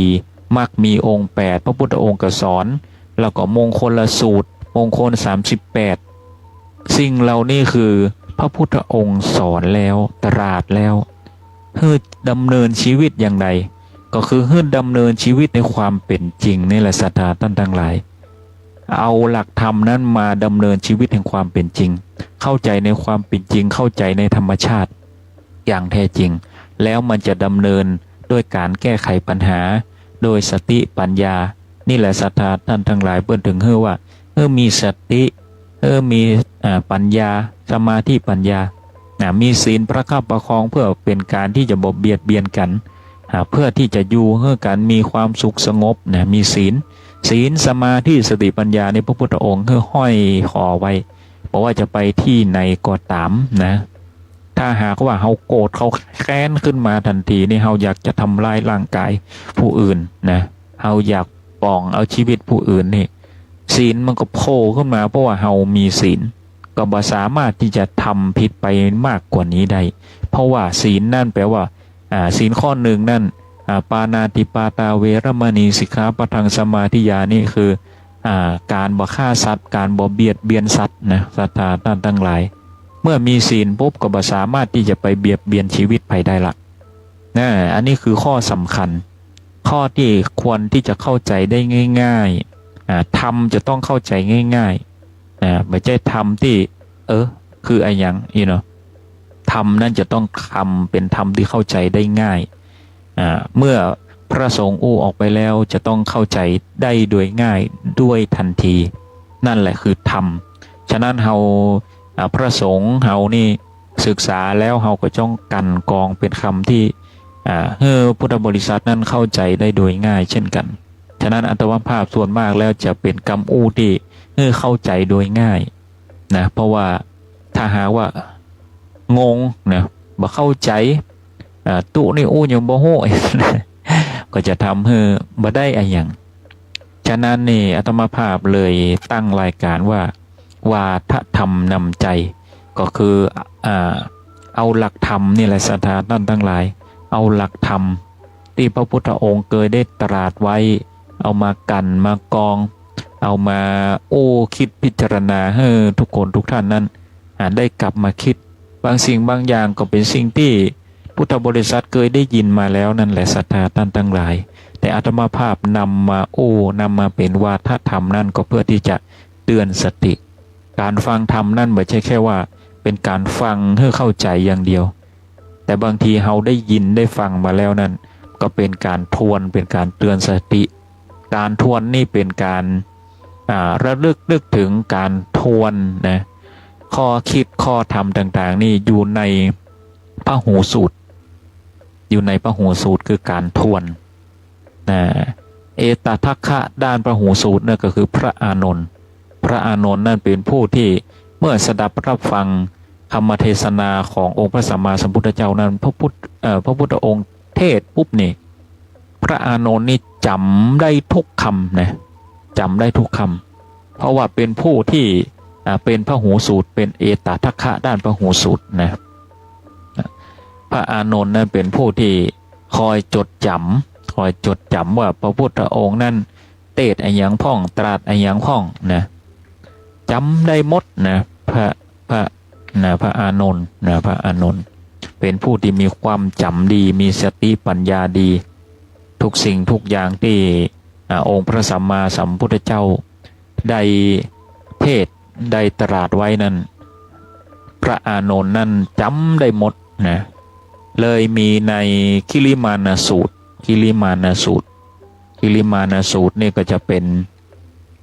เกี่ยวกับธรรมที่พระพุทธองค์นั้นได้ตรัสไว้แล้วก็พระอานนท์นั้นได้สดับรับฟังและได้โจทย์จารึกไว้ก็จะเป็นธรรมที่ทุกคนนั้นเคยได้ยินมาก่อนก็คือคำที่ว่าดูก่อนพระอานนท์นะดูก่อนพระอานนท์ถ้าอู้ถึงพระอานนท์นี่พระพุทธองค์นั้นเคยตรัสถามพระอานนท์ว่าเธอระลึกนึกถึงความตายวันละกี่ครั้งพระอานนท์ก็ตอบว่าวันละครั้งพระพุทธเจ้าค่ะพระพุทธองค์ว่าโอ้น้อยไปพระอานนท์ก็ตอบแถมว่า10 ครั้ง20 ครั้ง30 ครั้ง100 ครั้งพระพุทธเจ้าก็ตอบว่าน้อยไปพระอานนท์ก็ตอบแถมว่า1,000 ครั้งพระพุทธเจ้าค่ะพระพุทธองค์ก็ว่าน้อยไปพระอานนท์ก็เลยยอมแล้วก็ย้อนถามว่าถ้าอย่างอั้นแล้วข้าพระพุทธเจ้านี้ควรจะระลึกนึกถึงความตายวันละกี่ครั้งพระพุทธเจ้าค่ะพระพุทธเจ้าก็ตอบพระอานนท์ว่าเฮาควรระลึกนึกถึงความตายนี้อยู่ตลอดทุกลมหายใจพระอานนท์ก็ได้เพราะว่าคนเฮานั้นมีความบ่แน่นอนมีความบ่แน่นอนนะแม้กระทั่งว่าขณะที่ยังมีลมหายใจอยู่เดินอยู่นะบางคนนี่เดินอยู่ก็ลมหายตายจากไปอย่างนั้นก็มีมันบ่มีอย่างแน่นอนนะสถานด้านทั้งหลายฉะนั้นนี่เฮาอยู่กับความเป็นปัจจุบันพระพุทธองค์นั้นอยู่กับปัจจุบันขณะบ่ต้องไปกังวลอย่างมันมากกับในอนาคตอย่าไปกังวลระลึกนึกถึงในอดีตที่ผ่านมาบางสิ่งบางอย่างอย่างที่มันผิดพลาดไปแล้วนั่นก็ทิ้งไปมันบ่มีประโยชน์อย่างนะสตาท่านทั้งหลายบางทีเฮาโกรธเฮาแค้นเฮารู้สึกว่าโศกเศร้าเสียใจในสิ่งที่กระทำไปในสิ่งที่เฮาทำไปทั้งดีและบ่ดีอย่างที่บ่ดีนั่นพระพุทธองค์นั้นตัดไปเพราะว่ามันบ่มีประโยชน์อย่างเมื่อเฮาดับจิตจากลมตายไปนี่ดับลมจากตายไปนี่บ่มีอย่างสิ่งที่โกรธที่แค้นสิ่งที่ห่วงหาอะไรทุกสิ่งทุกอย่างนั่นเป็นศูนย์นะเป็นศูนย์โยเป็นศูนย์บ่มีประโยชน์ประยำอย่างนะสิ่งที่คิดที่แค้นทิ้งที่ลงที่ไหลทิ้งที่อะไรห่วงหาบ่มีประโยชน์อย่างเมื่อสุดท้ายแล้วในชีวิตศรัทธาท่านตั้งหลายลองกึดดูนะสมมุตินะพญายมมาบาลนี่มาบอกต่อหน้าเลยว่าวันพวกนี้เฮาจะบ่มีชีวิตอยู่แล้วเนอะแต่สมมุติว่าพญายมมาบาลมาบอกว่าวันพวกนี้ท่านหมดอายุไขละมาบอกเลยนะท่านลองกึดดูว่าทุกสิ่งทุกอย่างที่เฮาสั่งสมมา มีอันหยังพ่องที่มีประโยชน์ในวันสุดท้ายศรัทธาท่านทั้งหลายลองพิจารณาดูมีอันหยังที่ศรัทธาท่านทั้งหลายจะนำไปตัวได้ก่อมีอันหยังพ่องที่มันเกิดความโกรธความแค้นแล้วจะติดตัวไปได้ก่อบ่มีนะศรัทธาท่านทั้งหลายเมื่อเฮาจากโลกนี้ไปนี่แม้กระทั่งความโห้อันหยังก็ตามที่เฮาได้รับรู้มาทั้งดีและบ่ดีนั่นสิ่งที่เฮาศึกษาเรียนรู้มานั่นหายหมดสิ่งที่จะเอาไปตัวได้ก็คือกรรมดีและกรรมชั่วกรรมดีก็คือความปิติสุขที่เกิดขึ้นมันจะบ่ใช่เรื่องราวอย่างที่มันสิ่งที่เฮาทำดีแต่ปิติทุกครั้งที่เฮาทำนั่นแหละจะติดวิญญาณนั่นไปบ่ใช่เรื่องราวนะศรัทธาท่านทั้งหลายบ่ใช่เรื่องราวบ่ใช่เรื่องราวสิ่งที่จะนำเฮาไปได้นั่นคือปิติสุขที่เกิดขึ้นศรัทธาท่านทั้งหลายลองนึกถึงนะว่าเฮาเคยทำบุญอะไรอย่างพ่องทุกๆครั้งนั้นนี่เฮามีปิติสุขเกิดขึ้นหรือไม่ถ้าหากว่าเมื่อเฮาทำบุญแล้วมีปิติสุขเกิดขึ้นนั่นแหละคือแต้มบุญแต่ถ้าหากว่าขณะที่เฮาทำบุญอยู่เฮายังกึดถึงเรื่องอื่นเฮายังจมยังด่าเฮายังแจ้งผู้คนอยู่ในอกในใจเฮายังขัดข้องหมองใจอยู่นี่มันบ่เกิดปิตินะแต้มบุญมันบ่เกิดนะศรัทธาท่านทั้งหลายฉะนั้นบุญนี่คือความปิติสุขเกิดสุขขึ้นณขณะนั้นนะถึงจะเป็นแต้มบุญที่จะติดวิญญาณนั่นไปติดจิตติดใจนั่นไปแห่งประการนั่นคือกรรมชั่วกรรมอันบ่ดีที่จะตวยเฮาไปนะศรัทธาท่านทั้งหลายคือความโศกเศร้าหมองใจความรู้สึกบาปหรือแม้กระทั่งว่าบ่รู้สึกแต่ว่าเคยได้กระทำไปมันจะติดไปมันจะเป็นตราที่ประทับไปอย่างสมมติเฮาได้เข็นฆ่าทำร้ายเฮาได้ช่อโกงทำเมื่อผู้อื่นนั่นเกิดความทุกข์เนาะความทุกข์เหล่านั้นมันจะสั่งสมติดตัวไปในจิตบ่มีใครที่จะมีความสุขบ่มีความสุขทำแล้วบ่มนบ่เศร้านี่เป็นไปบ่ได้อาตมาภาพสังเกตได้ตรงไหนบางคนนี่มีจิตใจบ่ปกติไปเข็นไปฆ่าไปทำในสิ่งที่บ่ดีแล้วก็มีเขาห้องว่ามีความผิดปกติทางจิตสามารถยิ้มได้อย่างใดแต่ลึกๆแล้วจิตมันรับรู้นะศรัทธาท่านทั้งหลายจิตเดิมนี่เป็นจิตที่สะอาดยังก็ตามที่ทำไปแล้วโดยความหม่นหมองทำไปแล้วโดยการผิดศีลผิดธรรมนั่นเปรียบเสมือนกับเอาสีที่สียังก็ได้หยดลงไปในน้ำสะอาดนั่นมันจะค่อยๆซึมกระจายไปฉะนั้นคนที่เหมือนบ่รู้สึกอย่างทำผิดไปแล้วเหมือนบ่รู้สึกอย่างจริงๆแล้วมันค่อยๆซึมแต่สีที่หยดลงไปนั้นมันก็คือหยดนั่นแหละมันคือหยดนั้นมันยังบ่กระจายไปทั่วเด้อแต่สำหรับคนที่รู้จักบาปอยู่รู้จักบาปรู้จักหิริโอตปะมีความเก่งกลัวอยู่แต่ก่อยังกระทำอยู่มันก็แทรกซึมเข้าไปอย่างรวดเร็วมันกระจายออกไปอย่างรวดเร็วนะก็เลยเป็นกรรมที่รับรู้ได้แต่สำหรับใครที่ทำไปแล้วบ่รู้สึกโง่ซาอย่างแต่หารู้ไหมว่าสีนั้นได้หยดลงไปแล้วก็คือบาปคือกรรมนั้นหยดลงไปในน้ำแล้วเพียงแต่ว่ามันเป็นน้ำหยดที่ยังบ่แทรกซึมเตื้อแต่หยดสีนะมันหยดไปเท่าปริมาณของคนอื่นนั่นนะกรรมชนิดนี้ก็เท่ากับน้ำสีที่หยดลงไปเท่ากันทุกๆคนจะได้รับผลนั้นทุกๆคนแต่ว่ามันจะแทรกซึมไปในแต่ละคนนั้นมันบ่เหมือนกันมันมีแหงต้านของกรรมดีอยู่บางคนมีบุญบารมีที่เคยสั่งสมมามันก็เลย มันก็เลยต้านสิ่งบดีไว้อยู่นะอย่าไปประมาทนะศรัทธาท่านทั้งหลายบางคนบอกว่าบางคนนี่บางคนทำบดียังได้ว่าเขายังได้ดีนะบัดแน่เสมอไปไม่จริงเสมอไปมันยังบดตอบซ้ายกันเตื้อนะอย่าไปประมาททำบดีแล้วเหตุใดว่าเขายังได้ดีอยู่นะมันยังบ่แทรกซึมเตื้อบาปกรรมนั้นมันยังบ่แทรกซึมเดียวมันยังมีความดีในอดีตชาติมันมีความดีที่เคยกระทำไว้ต้านไว้อยู่มันต้านไว้อยู่นะเพราะว่าพระพุทธองค์ก็ได้ตรัสไว้ว่าคนเฮานั้นมีกรรมดีและกรรมชั่วมีอยู่สองอย่างที่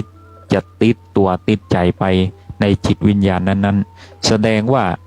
มันคอยต้านกันอยู่ตลอดเวลานะมันคอยต้านกันอยู่ตลอดเวลามันมีสองอย่างนี่แหละที่คอยต้านกันแล้วแต่แต้มว่าเราจะทำแต้มอะไรอย่างไว้ฉะนั้นโลกเฮานี่ก็เปรียบเสมือนกับว่าเฮาได้เกิดมาบนโลกใบมนุษย์ใบนี้มันมีอะไรอย่างบางอย่างที่เฮาควรจะสั่งสมและก็นำไปโลกไปหน้าพระพุทธองค์ว่าแม้แต่ทั้งว่าจีเดียวนะที่บดีต่อกันนี่ก็สามารถที่ทำให้กงล้อแห่งวัฏจักรนี่ทำให้มันเคลื่อนไปได้นะวัฏสงสารนี่มันเคลื่อนไปได้หรอความทุกข์อันบ่มีที่สิ้นสุดหรอนะวัฏสงสารนี่คือความทุกข์ที่มีที่สิ้นสุดยาวนานบางทีเฮาก็เกิดไปเป็นคนบางทีเฮาก็เกิดไปเป็นแมงหั่นแมงนี้แล้วแต่ที่เฮาจะได้สร้างบุญสร้างกรรมไว้นี่เฮาได้เป็นมาหมดอย่างพระพุทธองค์นั้นได้ตรัสสอนโดยการระลึกนึกชาติโดยบุพเพนิวสานุสติก็คือการระลึกนึกชาติในอดีตชาติที่ผ่านมาหลายกับหลายกันพระพุทธองค์นั่นก็เคยเป็นหั่นเป็นนี่มาหมดนะศรัทธาท่านทั้งหลายแม้กระทั่งว่าเป็นสัตว์เดรัจฉานก็ได้เกิดมาหมดละนะในการเสวยพระชาติในอดีตชาติขององค์พระสัมมาสัมพุทธเจ้าฉะนั้นถ้าหากว่าเฮาบ่เชื่อพระพุทธเจ้าแล้วเฮาจะไปเชื่อไผได้ทุกสิ่งทุกอย่างล้วนแล้วที่จะพิสูจน์ได้ผู้ที่ศึกษาแล้วจะพิสูจน์ได้ในธรรมนั้นผู้ที่ศึกษาแล้วจะเข้าใจด้วยตนเองผู้ที่ปฏิบัติได้แล้วนั่นจะเป็นผู้ที่เข้าถึงและได้ในสิ่งนั้นๆนะนี่แหละศรัทธาท่านทั้งหลายผู้ปฏิบัติผู้ที่เข้าใจจึงจะได้ในสิ่งนั้นจึงจะได้ในธรรมนั้นผู้ที่ได้คือผู้ที่ปฏิบัติผู้ที่เข้าใจนะเท่านั้นมันเป็นปัจจัตตังเหมือนกันแล้วแต่บุญว่าเฮาจะได้ศึกษามากน้อยแค่ไหนเฮาจะเข้าใจโลกนี้ได้แค่ไหนเฮาเกิดมาเป็นมนุษย์นี่ก็เพื่อที่จะเข้าใจในโลกใบนี้นะเข้าใจในโลกใบนี้คือมันเป็นธรรมชาติทุกสิ่งทุกอย่างนั้นล้วนแล้วแต่เป็นธรรมชาติเพราะว่าทุกสิ่งทุกอย่างนั้นเป็นธรรมชาติที่เกิดขึ้นจากดินน้ำลมไฟประกอบกันรวมไปถึงจิตเจตสิกนะเจตสิกนี่คือหากว่าร่างกายเฮานี่ประกอบด้วยธาตุทั้ง4ธาตุดินน้ำลมไฟจิตก็จะมาครองเมื่อจิตมาครองแล้วนี่ก็จะมีเจตสิกเกิดขึ้นพร้อมกับจิตนะแม้กระทั่งว่าถ้าหากว่าเฮาตายจากธาตุนี้ไปจิตแล้วก็เจตสิกนี่ก็จะดับไปพร้อมกันก็จะเหลือเพียงแค่จิตฉะนั้นนี่เจตสิกเกิดจากธาตุนี้เป็นตัวที่หล่อหลอมการสั่งสมนะการสั่งสมความคิดสติปัญญาอย่างต่างๆแม้กระทั่งว่าคุณงามความดีหรือว่าความชั่วนี่เจตสิกนี่จะเป็นตัวกลั่นกรองแล้วไปตอบสนองกับจิตแล้วก็สัมปยุตกันคือประกอบกับจิตนะจิตเจตสิกก็คือสัมปยุตกันประกอบไปด้วยกรรมกันแล้วก็แสดงพฤติกรรมออกมาเมื่อแสดงพฤติกรรมออกมาทั้งดีและชั่วเป็นกุศลและอกุศลสิ่งเหล่านี้เลยดำเนินการเป็นกรรมดีและกรรมชั่วสืบออกไปนะสิ่งเหล่านี้นี่มีอยู่ในพระอภิธรรมพระไตรปิฎกนะพระอภิธรรมพระไตรปิฎกมีระบุละเอียดกว่านี้เยอะมากๆในการเรื่องของธาตุเรื่องของจิตเจตสิกนะซึ่งประกอบไปด้วยกันอธิบายถึงอารมณ์ต่างๆของจิตนะหลายสิ่งหลายอย่าง ถ้าหากว่าเป็นผู้ที่ศึกษาและจะเข้าใจนะเพราะว่าร่างกายกับจิตนั้นแยกจากกันนะแยกจากกันอย่างชัดเจนฉะนั้นนี่พระพุทธองค์จึงมีความเชื่อแล้วก็ชัดเจนในเรื่องของจิตนะเรื่องของจิตและร่างกายเมื่อเราครองในร่างนี้เมื่อสังขารร่างกายนี้ลอยลาแล้วก็ล่วงไปจิตก็จะเป็นพลังงานที่ดำเนินเป็นนักเดินทางที่ยาวไกลต่อไปเราก็จะได้ไปเกิดนะในร่างนั้นร่างนี้อย่างแน่นอนนะศรัทธาท่านทั้งหลายฉะนั้นอย่าไปประมาทในศีลในธรรมเราเป็นพุทธบริษัทเราก็เป็นผู้ที่จะต้องศึกษาในเรื่องนี้เพราะว่าการที่กว่าที่จะมาเป็นองค์พระสัมมาสัมพุทธเจ้านั้นได้พิสูจน์มาหลายสิ่งหลายอย่างแม้กระทั่งว่าตั้งแต่พระพุทธองค์นั้นประกาศพระพุทธศาสนาตั้งแต่พระพุทธองค์นั้นประกาศศาสนาก็มีคนต่อต้านเยอะแยะมากมายในพวกเขาฮ้องว่าพวกต่างศาสนานะพวกเดียรถีพวกต่างศาสนาเหล่านี้นี่คอยกันคอยแกล้งคอยโต้คอยตอบแม้กระทั่งว่าต้องมาตอบคำถามกับศาสนาอื่นศาสนาพราหมณ์นะเพื่อพิสูจน์ตัวเองว่าเป็นผู้ที่บรรลุนะเป็นผู้ที่บรรลุธรรมอย่างแท้จริงและเป็นธรรมอันสูงสุดแล้วก็วันที่10นี่เป็นวันสำคัญก็คือวันอาราสาหบูชาเป็นวันอาราสาหปุรณีปุรณมีดิถีนะเกิดขึ้นเมื่อ45 ปีก่อนพุทธศักราชเป็นวันขึ้น15 ค่ำเดือน8ตรงกับวันเพ็ญเดือนอาสาฬหะณป่าอิสิปารณะมัคคทายวันเมืองพราณสีแคว้นกาสีนะซึ่งเป็นวันที่พระพุทธองค์นั้นแสดงปฐมเทศนาเป็นวันสำคัญนะศรัทธาท่านทั้งหลายเป็นวันสำคัญที่พุทธบริษัทท่านทั้งหลายควรจะรู้ซึ่งเป็นวันที่แสดงปฐมเทศนาหลังจากที่ปัญจวัคคีย์ทั้ง5นั้นได้เดินหนีจากไปเพราะว่าพระพุทธองค์นั้นได้ปฏิบัติตัวเองนั้นอย่างสุดโต่งบ่กินบ่ทายนะทนทุกขกิริยาต่างๆนานาสุดท้ายแล้วพระพุทธองค์นั้นได้เข้าใจในทางสายกลางนะเข้าใจในทางสายกลางก็เลยได้บรรลุนะโดยได้บรรลุแล้วก็เข้าใจในความทุกข์ในการดำเนินชีวิตโดยมรรค8ได้บรรลุเมื่อบรรลุเสร็จแล้วก็ไปตวยหาปัญจวัคคีย์ทั้ง5แล้วก็แสดงปฐมเทศนาในการแสดงปฐมเทศนานั่นก็เป็นธรรมเทศนาธรรมจักรปวัตนสูตรนะศรัทธาท่านทั้งหลายเป็นการแสดงธรรมนะจักรปวัตนสูตรในปัญจวัคคีย์ทั้ง5นี่ก็มีโกฏัญญะวัปปะภัทริยมหานามะอัจฉชิซึ่งในการฟังธรรมธรรมจักรปวัตนสูตรนั้นพระโกฏัญญะนั้นเป็นผู้ได้เห็นดวงตาแห่งธรรมเป็นคนแรกได้บรรลุอริยบุคคลนะเป็นโสดาบันซึ่งพระโสดาบันนี่การบรรลุโสดาบันนี่เป็นการเห็นในการเป็นไปของตนเองเรียกว่ามีรู้จักอนิจจังวัฏสังขาราการบรรลุถึงว่าความเปลี่ยนไปของร่างกายความดับความเสื่อมร่างกายธรรมชาติของสรรพสิ่งนี่คือการบรรลุโสดาบันบรรลุของว่าสักกายทิฏฐิบรรลุสักกายทิฏฐิความเห็นในกายเป็นของตนนี่มันมีความเสื่อมไปอย่างใดมันมีเกิดขึ้นตั้งอยู่และดับไปแล้วก็บรรลุถึงวิจิกิจฉาความสงสัยว่าพระรัตนตรัยนั้นมีอยู่จริงหรือไม่ตอนแรกนี่พระโกฏัญญะนั้นก็มีความสงสัยว่าพระพุทธองค์นั้น สามารถบรรลุได้จริงหรือไม่พระพุทธองค์ก็ได้นี่แหละเทศนาธรรมเนี่ยธรรมจักรกับปวัตตนสูตรแล้วนะต่อมาคือศีลภัตตรปามาสย์คือการเชื่อพิธีกรรมทางไสยศาสตร์ไม่พึงนะไม่พึงที่จะไม่พึงที่จะกระทำนะเพราะว่าพิธีทางไสยศาสตร์นี่บางทีก็พึ่งพาอย่างบ่ได้พระพุทธองค์ว่าอย่างนั้น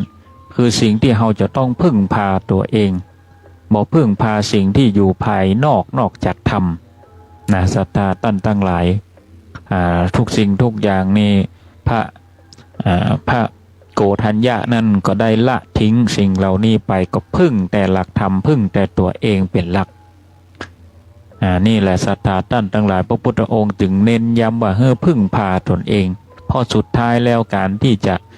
เดินทางไปในโลกปลายหน้านี่เราก็ดำเนินเดินทางไปด้วยตนเองแม้กระทั่งว่าทุกสิ่งทุก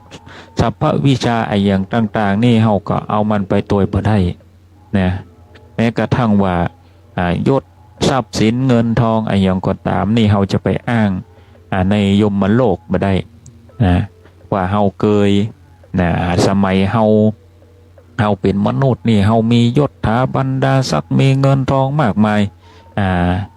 ยมมาบาลเพิ่นจึงมาฟังนะ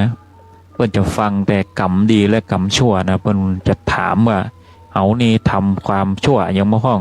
เอาทำดียังไม่พ้องนะเพิ่นก็จะถามฉะนั้นนี่พอมีอย่างที่จะนอกเหนือจากธรรมนอกเหนือจากตนเองได้ที่จะต้องพึ่งพาตนเองแล้วเป็นวันสำคัญแห่งอย่างหนึ่งนะวันอาสาฬหบูชานี่นะแล้วก็เป็นวันที่พระโกฏัญญะนี่พระโกฏัญญะนี่บรรลุดวงตาเห็นธรรมก็ได้ขออุปสมบทหรือว่าบวชอุปสมบทเรียกว่าบวชเข้านะเอหิภิกขุอุปสัมปทาก็คือขอบวชนะขอบวชกับองค์พระสัมมาสัมพุทธเจ้าหรือว่าเอหิภิกขุอุปสัมปทาก็คือการที่พระพุทธเจ้านั้นบวชให้โดยตรงเลยบวชให้โดยตรงซึ่งพระโกฏัญญะนั้นเป็นผู้เห็นดวงตาเห็นธรรมเป็นองค์แรกแล้วก็เป็นพระภิกษุองค์แรกของโลก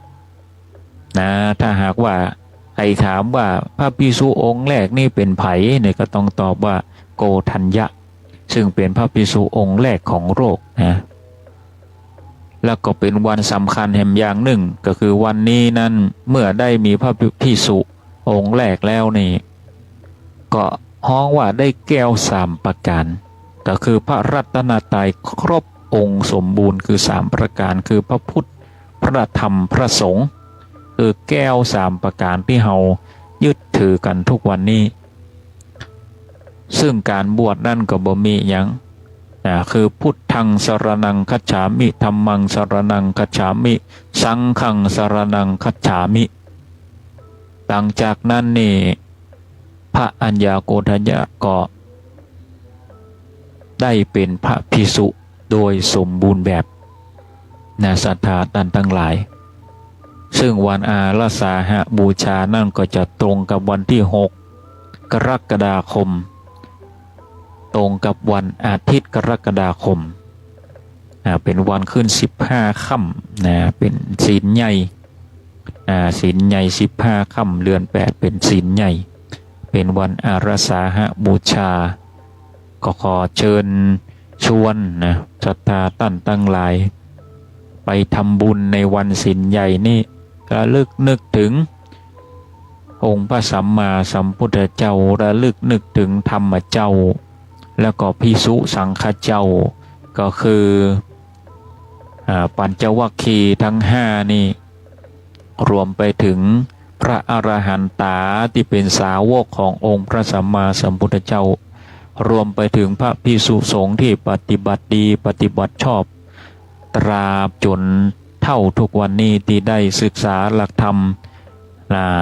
มต่างๆที่องค์พระสัมมาสัมพุทธเจ้านั้นได้ตรัสสอนไว้แล้วก็นำมา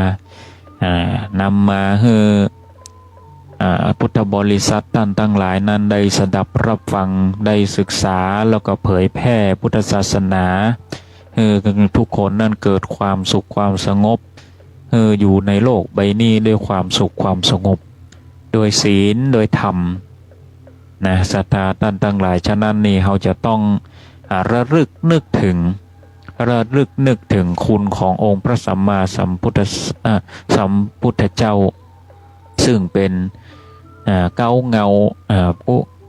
าครูบาอาจารย์เป็นผู้ที่สอนมนุษย์และเทวดาทั้งหลายฉะนั้นนี่เราจะต้องระลึกนึกถึงปัญญาที่คุณก็คือปัญญาที่พระพุทธองค์นั้นทรงได้ตรัสรู้ได้บรรลุหลักธรรมบรรลุเข้าใจในโลกใบนี้นั้นเป็นองค์พระสัมมาสัมพุทธเจ้าแล้วก็พระวิสุทธิคุณโดยความบริสุทธิ์หลุดพ้นจากอาสวะกิเลสทั้งกายใจละทิ้งทุกสิ่งทุกอย่างอันเป็นตัณหาอาสวะกิเลสทั้งหลายรวมไปถึงพระมหากรุณาธิคุณที่พระพุทธองค์นั้นได้เทศไว้เป็นธรรมไว้ให้เกิดความสุขความสงบตราบจนเท่าทุกวันนี้ประเทศไทยเฮานี่มีความสุขความสงบได้ทุกวันนี้ก็เพราะว่าเฮามีพื้นฐานของหลักธรรมของศีลมาจวบจนเท่าทุกวันนี้นี่เฮามีความวุ่นวายนั้นน้อยมากกว่าประเทศบางประเทศนะบางประเทศนี่บ่มีศาสนาบางประเทศนั่นบ่มีศีลบ่มีธรรมบางประเทศนั่นเกิดความวุ่นวายบางประเทศนั่นมีแต่สงครามเฮาบ่ถึงขั้นนั้นนะศรัทธาท่านทั้งหลายเฮายังอยู่ดีมีสุขมีการมีงานทำถึงแม้ว่าบางคนจะคิดว่าเศรษฐกิจบ่ดียังบ่ดีแต่เฮายังมีความสุขสงบบ่ได้มีสงครามระเบิดตุ่มต่ำนะบ้านเมืองเฮาบ่ได้วุ่นวายขนาดนั้นฉะนั้นนี่เฮาจะต้องระลึกนึกถึงนะคุณขององค์พระสัมมาสัมพุทธเจ้าและก็เป็นวันสำคัญในวันอาสาฬหบูชานี่นะศรัทธาท่านทั้งหลายวันอาสาฬหบูชานี่เป็นวันสำคัญอย่างยิ่งนะใครที่ได้ไปทำบุญในวันนี้ก็ถือว่าได้ไปบูชาแก้ว3ประการคือพระพุทธพระธรรมพระสงฆ์ได้ไปกราบพระดีในวิหารก็เปรียบเสมือนกับได้เข้าเฝ้าองค์พระสัมมาสัมพุทธเจ้าได้สวดมนต์ได้ฟังเทศน์นะศรัทธาท่านทั้งหลายบางทีเฮาทุกอกทุกใจเฮามนเศร้าเหงาใจเฮาก็ไปฟังเฮาได้ไปเห็นสังคมที่เปิ้นปฏิบัติเฮาได้ไปเห็นสังคมที่เปิ้นสงบนิ่งเรียบร้อยมีความเป็นปกติดีเพราะว่าความปกตินั่นเปรียบดังศีลแปลว่าปกติเรียบร้อยดีอย่างก็ตามที่เฮามีความเป็นปกติสุขนั่นแสดงว่าเฮามีศีลประคับประคองด้วยศีลสำหรับพุทธบริษัทท่านทั้งหลายนั่นมีศีล5เป็นเครื่องประคับประคองจิตใจตัวตนประพฤติปฏิบัติในสิ่งที่ดีที่งามให้เกิดความสุขความสงบนั่นก็คือศีล5คือปานาติปาตาเวรมณีสิกขาปะทังสมาธิยามิอทินนาทานาเวรมณีสิกขาปะทังสมาธิยามิกามเมสุมิจฉาจาราเวรมณีสิกขาปะทังสมาธิมุสาวาทาเวรมณีสิกขาปะทังสมาธิยามิสุราเมรยมัชฌปมาทฐานาเวรมณีสิกขาปะทังสมาธิยามิการบ่ฆ่าสัตว์เบียดเบียนสัตว์การบ่ปองร้ายคิดแค้นนะข้อที่1ข้อที่2คือบ่ลักทรัพย์นะบ่เอาของเปิ้นมาเป็นของตัวบ่ว่าอย่างก็ตามบ่ว่าจะเป็นคนสัตว์สิ่งของอย่างก็ตามหากว่าถ้าเป็นของเขานะก็บ่ควรที่จะเอามาเป็นของเฮาอันที่3คือกามเมสุมิจฉาก็คือการเล่นชู้สู่สาวนะลูกเขาผัวเขาเมียเขาเนี่ยก็บ่ควรไปยุ่งไปเกี่ยวการโอ้มุสาหมดเท็จนะก็เป็นสิ่งที่บ่ดีการโอ้ส่อเสียดการโอ้ใส่ลายป้ายสีผู้อื่นการโอ้สิ่งที่บ่ใช่ความจริงรวมไปถึงการเสพของมึนเมาสุรายาเมาอย่างก็ตามจริงๆแล้วสุราเมรยมัชฌะนี่จริงๆแล้วนี่คือได้กำหนดไว้คือสิ่งที่เป็นของมึนเมาอันทำให้เกิดเขาว่าขาดสติ สมัยก่อนสมัยโบราณนั่นนี่มันบ่ได้มียาอียามายาไอไออย่างที่มันวุ่นวายมันมีมากมายณปัจจุบันนี่มันไม่ได้มีอย่างอันพระพุทธองค์จึงกำหนดสิ่งที่หาได้โดยง่ายก็คือสุราเมรยะสุรานะมันเป็นสิ่งที่หาได้ง่ายในสมัยก่อนกับมักกันคนเดียวทำกันคนเดียวนะเมาไม้จนเกิดเขาว่าขาดสตินะสุราเมรยะมัชฌะนะขาดสตินะขาดสติทำให้ไอ้ยังก็ตามที่มันขาดสติแล้วมันตึงพิษไปทั้งหมดอ่ะศีลห้านี่มันพิษไปหมดเลยถ้าหากว่าขาดสตินะฉะนั้นนี่ถ้าหากว่าเขาฮ้อว่าอย่างกินพอสังคมนี่เนาะกินพอสังคมมันก็ดีแต่บางทีมันก็ติดลมนะอันนี้มันก็จะทำให้ขาดสติจะฮ้อว่าติดลมนี่มันก็ไม่ได้ละถ้าหากว่าขาดสติฉะนั้นนี่ทำอะไรก็ตามอย่าไปประมาทประคับประคองสติปัญญาให้ดีเพราะว่าอันนี้มันก็จะเกิดเรื่องเกิดราวบางทีนี่จากน้ำเมามันก็จะกลายเป็นน้ำเสือน้ำสิงน้ำงูไปน้ำงูนี่มันตึงเตียวบะตรงหรอ มันตึงเตียวบะตรงมันตึงเตียวกดงองกดแงงเป๋ไปหันเป๋ไปนี่แต่น้ำเสือน้ำสิงละกินแล้วมันสวกนะ กินมันสวกน้ำสุนัขนะสุนัขคะน้ำสุนัขนี่กินแล้วเห่าไปเลยโอ้ไปเลยด่าไปเลยว่าไปเลยโอ้นะโอ้ไปเลยบางทีนะสังเกตเถอะฉะนั้นนี่แล้วถ้าหากว่าขาดสติโดยศีลข้อ5นี่พังหมดนะศีล5ข้อนี่บ่สามารถประคับประคองได้พังทลายทุกสิ่งทุกอย่างฉะนั้นนี่เราจะต้องมีสติอยู่ตลอดเวลามีสติอยู่ตลอดเวลามีปัญญาอยู่ตลอดเวลาสมกับว่าเฮานี่เกิดมาเป็นมนุษย์นะมนุษย์นั้นฮ้องว่าเป็นสัตว์ผู้มีปัญญาเป็นสัตว์อันประเสริฐเฮาเกิดมาเป็นมนุษย์นั่นตึงบ่เหมือนสัตว์ใดในโลกบนโลกมนุษย์ใบนี้บนโลกใบนี้ตึงบ่มีสัตว์ชนิดไหนที่ฉลาดแล้วก็วิวัฒนาการตนเองได้ดีเท่ากับมนุษย์แห่มแล้วฉะนั้นนี่พระพุทธองค์จึงยกให้มนุษย์นั้นเป็นสัตว์อันประเสริฐทำไมถึงฮ้องว่าสัตว์เพราะว่ามนุษย์นั้นถ้าหากว่าบ่มีศีลบ่มีธรรมบ่มีการเรียนรู้กับบ่ต่างอย่างกับสัตว์นะสัตว์ท่านทั้งหลายเพราะว่าเฮายังมีเนื้อหนังมังสามีหัวใจอย่างที่สัตว์อื่นมีนะสัตว์อื่นก็มีหัวใจฉะนั้นเฮาก็ต้องเปรียบเสมือนกับสัตว์เหมือนกันแต่ถ้าหากว่าเป็นสัตว์เลยโดยบ่มีความประเสริฐก็ฮ้องว่าบ่มีศีลบ่มีธรรมเรียกว่าเป็นสัตว์ป่าเป็นสัตว์ป่าถ้าทางจิตวิทยาฮ้องว่าเป็นผู้ที่มีสัญชาตญาณดิบเปรียบเสมือนสัตว์ป่านะอันนี้โครงสร้างของซิกมุนด์ฟรอยด์หรือซิกมันฟรอยด์เป็นโครงสร้างทางจิตวิทยาก็จะมีอิดนะมีอิดภาษาอังกฤษ ID อิดนะก็คือเป็นผู้ที่บ่มีศีลบ่มีธรรมเรียกว่าเปรียบเป็นสัญชาตญาณดิบเป็นผู้ที่มีจิตใจดังสัตว์ป่าที่โหดร้ายเป็นผู้ที่หิวกระหายถ้าหากว่าเกิดความกิเลสตัณหานะหันไม่ยิงกับโผล่เข้าใส่เลยนะอันนี้เป็นต้นหากว่าอยากได้ไอ้หยังก็ป้นก็ฆ่าเลยทันทีบ่ได้มีฮิริโอตตัปปะความเกรงกลัวต่อบาปการสะดุ้งกลัวต่อบาปนั่นบ่เกิดขึ้นเพราะว่ามีความเป็นสัญชาตญาณดิบเป็นสัตว์ป่าที่ดุร้ายนะฉะนั้นนี่คนที่บ่มีศีลมีธรรมก็จะเป็นอย่างอี้และสัตว์ท่านทั้งหลายอันที่สองโครงสร้างของอันที่สองนี่คืออีโก้นี่จะเป็นเปรียบเสมือนกับว่าเส้นทางสายกลางเปรียบเสมือนพินเส้นกลางเส้นแรกนี่ถ้าเปรียบนะก็จะเปรียบเป็นเส้นที่มันย่อนยานเกินไปก็ตึงบ่นึกถึงอะไรอย่างสักอย่างบ่นึกถึงศีลธรรมจริยธรรมอะไรอย่างบ่นึกถึงนะมืดบอดมดมืดนะมืดบอดนี่ภาษาบาลีแปลว่ามะโตความมืดมะโตกับมะตะเนี่ยคือความมืดนะ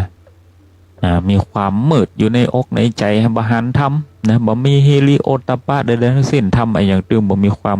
หวาดกลัวเกรงกลัวใดๆทั้งสิ้นบ่ฮู้สำนึกบ่มีจิตใจที่สำนึกได้เพราะว่า บ่มีความเกรงกลัวบ่ระลึกนึกถึงเกรงกลัวต่อบาปนะศรัทธาตั้นทั้งหลายอีโก้นี่เปรียบเสมือนพินเส้นกลางมีความถ้าเป็นสายพินก็มีความพิ้งไพเราะนะสนอหูบ่ตึงไปบ่ย่อนไปนะใช้ชีวิตอย่างเหตุด้วยผลด้วยปัจจัยของมันนะมีเหตุมีผลที่จะดำเนินชีวิตไปบ่ตึงแล้วก็บ่ย่อนไปมีเหตุมีผลถ้าหากมันเป็นแบบนี้เราควรจะเป็นแบบนี้ปรับเปลี่ยนไปปรับเปลี่ยนกันไปการอยู่ใช้ชีวิตร่วมกันนี่มันบ่มีใครที่จะเข้ากันได้โดยง่ายฉะนั้นทุกคนแล้วจะต้องปรับเปลี่ยนซึ่งกันและกันไม่กระทั่งว่าเพื่อนพ่อแม่ครอบครัวพี่น้องมันบ่มีใครเปิงใจกันทุกคนนะศรัทธาท่านทั้งหลายฉะนั้นเราจะต้องโอ้กันปรับใจกันเข้าใจกันนะ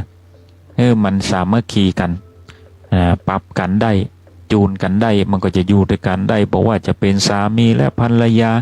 ถ้าบ่โอ้กันบ่โอ้สาเหตุนะบ่มีเหตุผลนะเอามาโอ้กันนี่มันก็จะทำให้เป็นสิ่งที่ขัดข้องมองใจค้างคาใจกันไปฉะนั้นการจะโอ้กันให้ดีนั่นโอ้ด้วยเหตุด้วยผลโอ้ให้ดีโอ้ให้ม่วนนะถ้าหากว่าใจอารมณ์นี่มันก็จะเป็นแหมอย่างหนึ่ง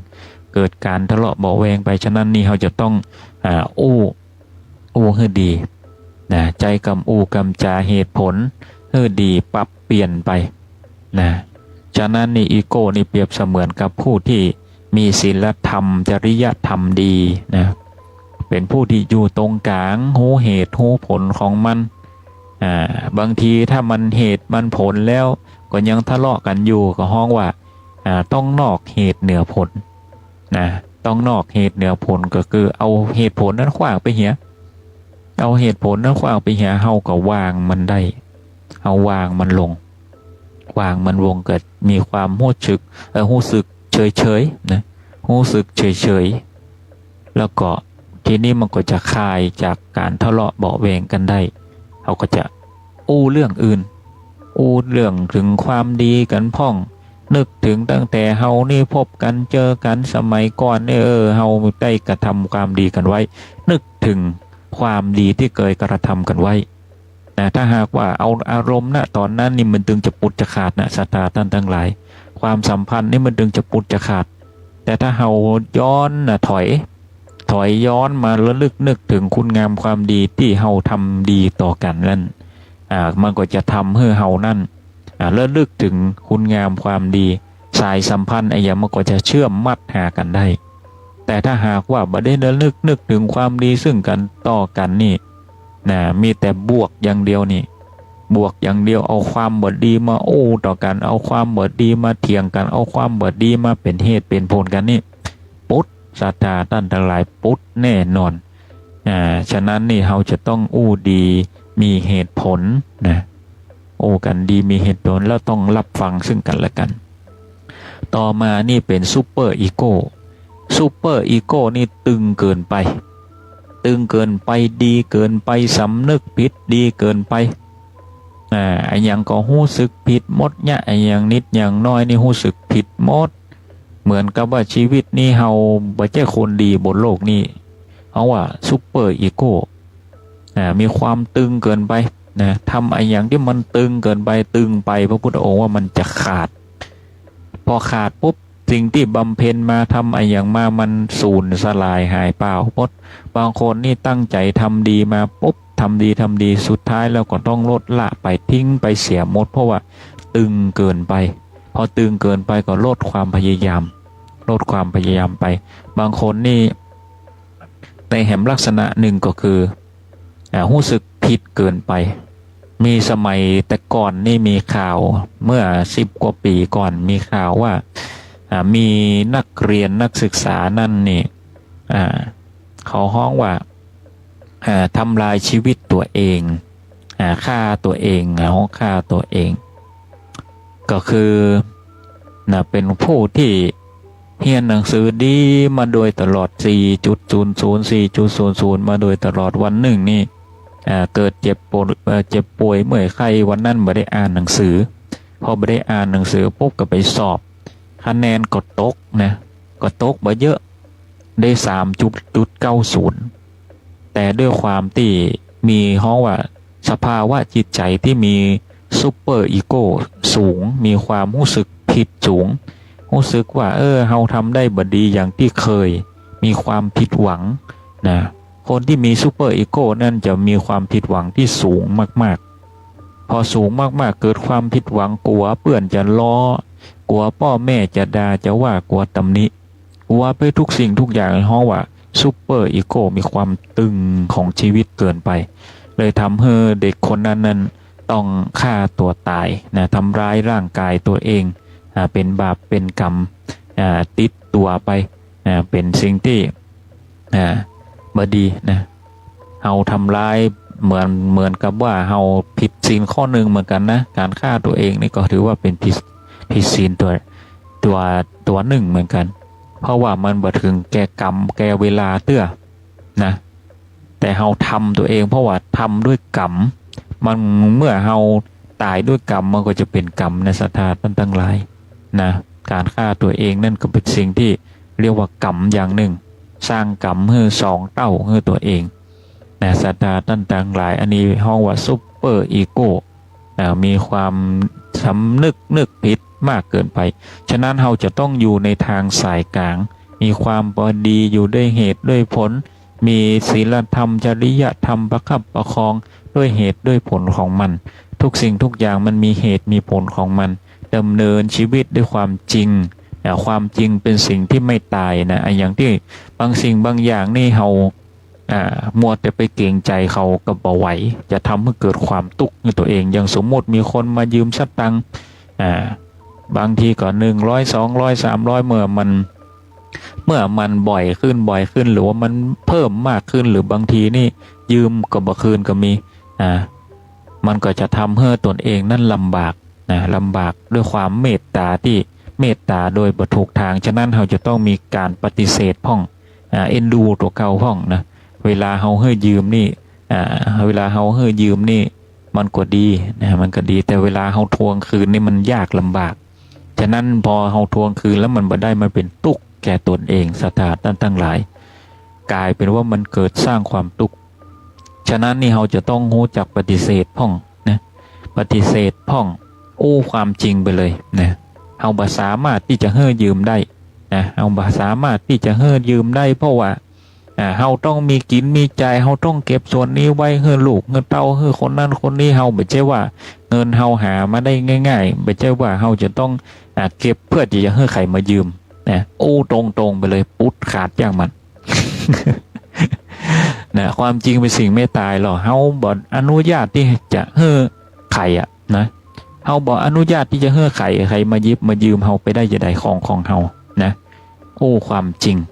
แต่ถ้าหากว่าเฮาบ่ให้ยืมแล้วเขาจะตัดปุจจากาศเฮานี่เอาเถอะนะเฮายอมเสียบุคคลเหล่านี้ไปเป็นอัตมาภาพเนี่ยอัตมาภาพยอมเลยยอมเสียบุคคลเหล่านี้ไปเพราะว่าถือว่าบ่ใช่กัลยาณมิตรที่ดีกัลยาณมิตรที่ดีคือบุคคลที่หวังดีต่อเราสนับสนุนเฮาให้เฮามีความสุขนะไปในทางที่ดีเรียกว่ากัลยาณมิตรแต่ถ้าหากว่าเข้ามาโดยที่จะหาผลประโยชน์ต่อเฮาเบียดเบียนเฮารู้สึกว่าทำให้เฮานั้นมีความทุกข์ภายหลังนั้นอัตมาภาพนี่ตัดเลยนะตัดออกไปเลยเพราะว่ามันไม่ได้มีประโยชน์อะไรอย่างบางทีบางอย่างนั่นกลายจากมิตรกลายเป็นภาระไปเนี่ยเนาะเป็นภาระไม่ใช่ว่าบ่มีเมตตานะแต่ว่าการเมตตาคนอื่นนี่จะต้องเมตตาด้วยเหตุด้วยผลจริงๆจะต้องเป็นบุคคลที่บางคนนี่เปิ้นหาเจ้ากินข้ามแล้วมันบ่ได้แต่นะมันบ่ได้แต่เขาอดมื้อกินมื้อเฮาหันความยากลำบากของเขาเฮาก็อยากจะเข้าไปช่วยเหลืออย่างอี้จะดีกว่าเฮาเข้าไปช่วยเหลือเขาในขณะที่เขาลำบากจะดีกว่ามันจะดีกว่าที่เขามาขอหยิบยืมความช่วยเหลือเฮาแล้วสักวันหนึ่งเขาบ่ได้ระนึกถึงบุญคุณระลึกนึกถึงคุณของเฮาหรือว่าการตอบแทนของเฮาบางทีนี่หยิบยืมไปให้แซบให้ซอยใครเป็นตุกเฮาก็เป็นตุกเพราะว่าเฮานี่ไปเมตตาคนอื่นแต่บ่ได้เมตตาตนเอง นะกลับกลายเป็นว่าเฮานั่นไปต้องมาตุกนั่นแสดงว่าเฮาบ่ได้เมตตาตัวเองเฮาบ่ได้มีความเมตตากรุณาต่อตนเองฉะนั้นเฮาจะต้องเมตตากรุณาต่อตนเองก่อนไอ้อย่างที่บ่ได้เฮาควรที่ปฏิเสธทันทีโอ้ความจริงนะความจริงเป็นสิ่งที่ไม่ตายนะบางทีนี่มันเป็นคับที่อยู่ได้คับใจอยู่ยากมันคับอกคับใจอันนั้นก็เป็นคนที่เฮาฮู้จักคนนั้นก็เป็นญาติคนนี้ก็เป็นพี่น้องมันคับอกคับใจแต่ถ้าหากว่าความจริงแล้วเขาฮับมาได้นั่นเป็นเรื่องของเขาละเป็นกรรมของเขาเป็นกรรมของเขาละเขาจะตัดเฮาก็เรื่องของเขานะเพราะว่าเฮาฮักเฮาเหรอเฮาฮักตัวเฮาเองเหรอนะเฮาฮักตัวเฮาฉะนั้นที่เฮาจะต้องรักษารักษาตัวเฮาก่อนเมื่อเฮารักษาตัวเฮาได้เฮามีเหลือถ้าหากว่าเฮามีเหลือพอที่จะเฮือเขาก็เฮือได้แต่ถ้าหากว่าเฮาบ่มีเหลือขึ้นไปแล้วนี่เงินส่วนนี้เฮาก็จะเอาไว้แบบนั้นแบบนี้เฮาเอาไว้ในอนาคตเฮาเอาไว้ยามเจ็บยามป่วยเฮาเอาเฮือพ่อเฮือแม่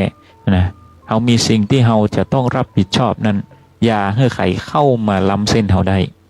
จงรักษาไว้อาตมาภาพเรื่องนี้เพราะว่ามันมีเหตุที่เบียดเบียนกันนักนะมีคนมาจมมาไอ้อย่างเฮือฟังมันนักเพราะว่าเศรษฐกิจมันบ่ดีไอ้อย่างบ่ดีข้ออ้างมันก็เลยนักข้ออ้างที่คนจะเข้ามายิบมายืมนั้นมันเยอะมากมาย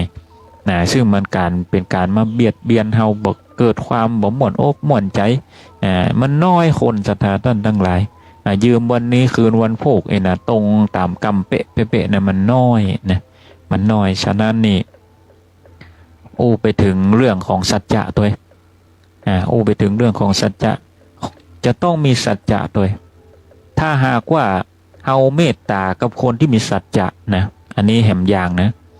ถ้าเฮาเมตตากับคนที่มีสัจจะเฮารู้ว่าคนนี้นี่เป็นคนที่มีสัจจะเฮาเฮือได้นะเฮาเฮือได้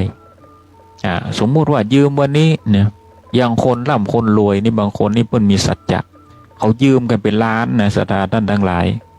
วันผู้คืนเขาคือคืนเลยนะบางทีนี่ทุนมันสู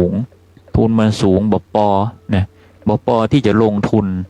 บ่พอที่จะลงทุนในวันนี้แต่วันพรุ่งนี้ได้กำไรแน่นอนพันล้าน100 ล้านเขากัน10 ล้าน20 ล้านเขายืมกันคนรวยเปิ้นยืมกันเป็นหลักล้านเปิ้นก็คืนกันได้นะเพราะว่าเปิ้นมีสัจจะระดับนี้นะมีสัจจะฉะนั้นผู้ที่มีสัจจะนั่นก็ควรเมตตาได้เพราะเขามีสัจจะนะศรัทธาท่านทั้งหลายนะเขาก็เลือกดูเอานะเลือกดูเอาและแหมอย่างหนึ่งก็จะไปเชื่อคนง่ายนะจะไปเชื่อคนง่ายทุกวันนี่คอเซ็นเตอร์ไอ้อย่างมันก็ยังมีอยู่นะมีอยู่บางคนก็ยังโดนอยู่ฉะนั้นจะต้องอย่าไปเชื่อคนง่ายนะอย่าไปเชื่อคนง่ายตัวไอ้อย่างก็ตามปอประโลมนี่ชั่งใจไว้ก่อนยั้งใจไว้ก่อนจะไปตัดสินด้วยตัวเองบางคนนี่เปิ้นมาหลอกนี่อ้างก่อนเดี๋ยวถามลูกถามหลานเดี๋ยวถามพ่อถามแม่ก่อนมีสิ่งอ้างอิงอย่าไปด่วนสรุปอย่าไปด่วนแล้วมันจะเป็นภัยต่อตนเองมีที่ปรึกษาเวลาจะตอบคำถามใครก็พิจารณาให้ดีด้วยเหตุด้วยผลถ้าหากว่ากับคนแปลกหน้าพิจารณาด้วยข้ออ้างอ้างพ่ออ้างแม่อ้างญาติมิตรนะอ้างลูกอ้างเต้านะเราจะทำให้เรารอดนะจากภัยต่างๆได้เพราะว่าเราได้พิจารณาแล้วนะเราได้พิจารณาแล้วมันก็จะเป็นประโยชน์ต่อเราบ่ประมาทตนเองและก็บ่ประมาททั้งคนอื่นเพราะโลกทุกวันนี้มันก็วุ่นวายนะมันวุ่นวายฉะนั้นอาตมาภาพก็จะในสิ่งที่มันเกิดขึ้นเนาะมันเกิดขึ้นมันวุ่นวายอย่างใดเราจะต้องแก้ไขปัญหาอย่างใดข้อสรุปเลยก็คืออย่าไปด่วนตัดสินอย่าไปด่วนให้คำตอบอ้างให้เป็นนะมีคนให้อ้างมีคนให้อ้างนะแล้วเราจะหลุดรอดนะจากโพยภัยเหล่านี้ที่มาเบียดเบียนเราทุกวันนี้มันมีหลายรูปแบบสมัยก่อนมันก็บ่ล้ำเหลือเนาะตั้งแต่มีโทรศัพท์มีอินเทอร์เน็ตอย่างเข้ามามีคอลเซ็นเตอร์ว่ะสตังค์อยู่ในบัญชีดีๆก็หายเนาะมีสตังค์ อยู่ในบัญชีก็หายแต่ 80% นี่หลงเชื่อแล้วโอนนะหลงเชื่อแล้วโอนคนเหล่านี้นี่เดี๋ยวตกหม้อนะ6มื้อนี้นะ โมสาหรอโมสานะมื้อนี้นะมอละ6รออยู่นะแน่นอนละมื้อเนี้ยประเทศจีนนี่ประหารแล้วหรออันนี้มอละ6บนดินตัดสินกันบนดินเลยไม่ต้องมาลงไปปุ่นละนะกรรมคือการกระทำหรอตัดสินกันบนดินนี่เลยนะคุกตารางก็มีกฎหมายก็มีอันเนี้ยนรกบนดินนะอย่าไปประมาทมันขนาดนรกบนดินยังทรมานขนาดนี้นะสถาท่านทั้งหลายโหนรกแต่นี่ขนาดนักนะเอาบ่โหนะว่าเมื่อโลกแห่งความตายนี่จะเป็นอย่างไรแต่อาตมาภาพว่าเชื่อว่าคนเฮานี่ตายไปนี่ได้เดินทางแน่นอนนะมีจิตมีดวงจิตมีพลังงานที่จะต้องเดินทางที่จะต้องชดใช้กรรมอย่างแน่นอนกรรมนั้นมีอยู่จริงนะกรรมนั้นมีอยู่จริงคนเฮานั่นพระพุทธองค์ว่าคนเฮานั่นเกิดมาพบกันปะกันนั่นไม่ใช่เรื่องบังเอิญทุกคนนั่นเคยปะกันมาก่อนแล้วก็เป็นเศษกรรมที่จะต้องมาชดใช้กรรมกันบางคนนี่เฮาบ่ฮู้จักกันแฮมก่อนนะเฮาบ่ฮู้จักกันแฮมก่อนก็รู้สึกว่าคนนี้หันแล้วชอบคนนี้หันแล้วทำไมบ่ชอบนะมันมีเหตุมีผลของมันอยู่เพราะว่าในอดีตชาตินั้นเฮาได้สร้างกรรมสร้างเวรกันไว้อย่างสมมุติว่าบางคนนี่อยู่ที่ไหนมันก็เสาะหาจมหาแจ้งเฮานี่แต่ก่อนเฮาก็ไปยะเขาไว้ก่อนถือว่าเฮาไปยะไว้เขาไว้ก่อนบางคนนี่สังเกตดูสตาท่านทั้งหลายบางคนนี่เป็นลูกแต่ยังฆ่าพ่อฆ่าแม่สังเกตนะบางคนนี่เป็นลูกแต่ยังฆ่าพ่อฆ่าแม่เพราะว่าอะไรอย่างเพราะว่าอดีตชาตินั้นเคยทำกันมาก่อนนะทำกรรมมาก่อนปุ๊บเขาก็เลยอธิษฐานตนเองนั่นกลับมาเกิดมาเบียดเบียนคุยใกล้ที่สุดเป็นบุคคลที่ใกล้ที่สุดแล้วก็เจ็บปวดที่สุดนะเป็นคนที่เฮาฮักแต่ก็คนที่เฮาฮักนั่นกลับมาฆ่าเฮานี่เจ็บปวดขนาดนักสตาท่านทั้งหลายเจ็บปวดทั้งกายทั้งใจเลยแสดงว่าทำกรรมกันนักมาโดยตลอดแต่ว่ามันก็เป็นแค่1%ที่จะมีพฤติกรรมแบบนี้เพราะว่าถ้าบ่ใช่กรรมนักการเค้นฆ่ากันจริงๆนั่นจะบอกเป็นลักษณะนี้นะเป็นแค่1%เท่านั้นที่จะมาเบียดเบียนคุยกันใกล้ๆนี่นะส่วนมากถึงแม้ว่าจะเบียดเบียนกันก็จะเป็นเบียดเบียนกันการตอบสายบุญคุณกันนะตอบสายกันที่เคยทำบดีเล็กๆน้อยๆนะเคยได้ดุได้ด่าได้ว่าได้ข่มได้เหงกันมาเลยเกิดมาเป็นคนที่ใกล้กันนะเบียดเบียนกันบางคนนี่มีลูกผานลูกผานมีเต่าใดก็จะเอาให้หมดเอาเงินไปวันร้อยวันปันนะใครได้ยังขอหอบเอาซื้อเอาอันนี้เป็นห้องว่ามาเบียดเบียนคุยเฮาก็ต้องตอบสายไปตามนั้นนะมันเป็นเรื่องของกรรมถ้าหากว่าสอนได้ก็สอนบ่ได้นั่นก็เป็นเรื่องของกรรมของเวรละแต่หน้าที่ของบุพการีก็คือการสั่งสอนอันดับข้างต้นก็คือเขาจะต้องเป็นผู้อบรมสั่งสอนเขาด้วยคุณงามความดีศีลธรรมจริยธรรมเอาเข้าสู้ถึงแม้ว่าบางทีนี่เขาอาจจะเป็นเจ้ากรรมนายเวรเฮามาเกิดต้องมาซ่ายกันแต่ว่าเฮาเอาศีลเอาธรรมเข้าไปสู้ก็จะทำได้ก็จะทำให้เขาเปลี่ยนตัวเองได้นะศรัทธาท่านทั้งหลายเพราะว่าคนเฮานั่นมันบ่ได้มาจากความมืดเสมอไปบางคนก็มาจากความมืดก็สว่างไปนะมะโตโชติปรยโนก็คือมาจากความมืดมีมาจากความมืดมีความมีแต่มาตั้งแต่อดีตชาติมีความคับแค้นกันมาเกิดรวมด้วยกันแต่สุดท้ายแล้วเฮานี่ปลูกฝังเขาได้คุณงามความดีเอาศีลธรรมเข้าสู้เข้าต้านเขาก็จะเป็นคนดีได้เขาก็จะเป็นคนดีได้กรรมมันก็ทิ้งท้ายกันไปก็บ่ได้เบียดเบียนคุยกัน อันนี้คือลักษณะของการแก้กรรมที่แท้จริงก็คือเอาธรรมเข้าสู่นะศรัทธาท่านทั้งหลายภาษาบาลีว่าตโมตมะปรายโนบุคคลมืดมาแล้วนะตโมโชติปรายโนบุคคลที่มืดมาแล้วนี่สว่างไปเอาศีลเอาธรรมเข้าสู้เอาเข้าวัดเข้าวาถ้ามันหายนักแก่กับปาเข้าวัดเข้าวาฟังเทศน์ฟังธรรมปฏิบัติตัวตนให้มันดีอยู่ที่การอบรมบ่มนิสัยของเฮาอันนี้เป็นถ้าหากว่าใครต้องการไปอ่านเพิ่มก็อ่านในเรื่องของตมะสูตรบุคคลสี่จำพวกนะไหนๆก็ทิ้งท้ายแหมน้อยนะมาโตนะมาโตตะกี้มาโตโชติปรายโนมันจะมีอยู่4อย่างแหมอันก็คือมาโตมาตะปรายโนอันนี้คือมืดมาแล้วก็มืดไป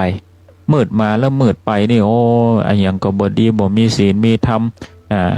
มืดบอดมาทุกสิ่งทุกอย่างก็เปรียบเสมือนกับบุคคลที่ฆ่าพ่อฆ่าแม่เป็นข้าวทุกสิ่งทุกอย่างนั้นมืดบอดไปหมดมืดมาแล้วก็ยังมืดไปนี่มันมีศีลมีธรรมอย่างสักอย่างมันมีความละอายเก่งกลัวบ่มีฮิริโอตปะอย่างสักอย่างมาเลยทำให้ชีวิตนั้นล่มสลายพังทลายเค้นฆ่ากันด้วยความคับแค้นกันก็ตอบสายกันไปในอนาคตดังหน้าอันที่3คือโชติตโมปรายโนบุคคลสว่างมาสุดท้ายเราก็มืดไป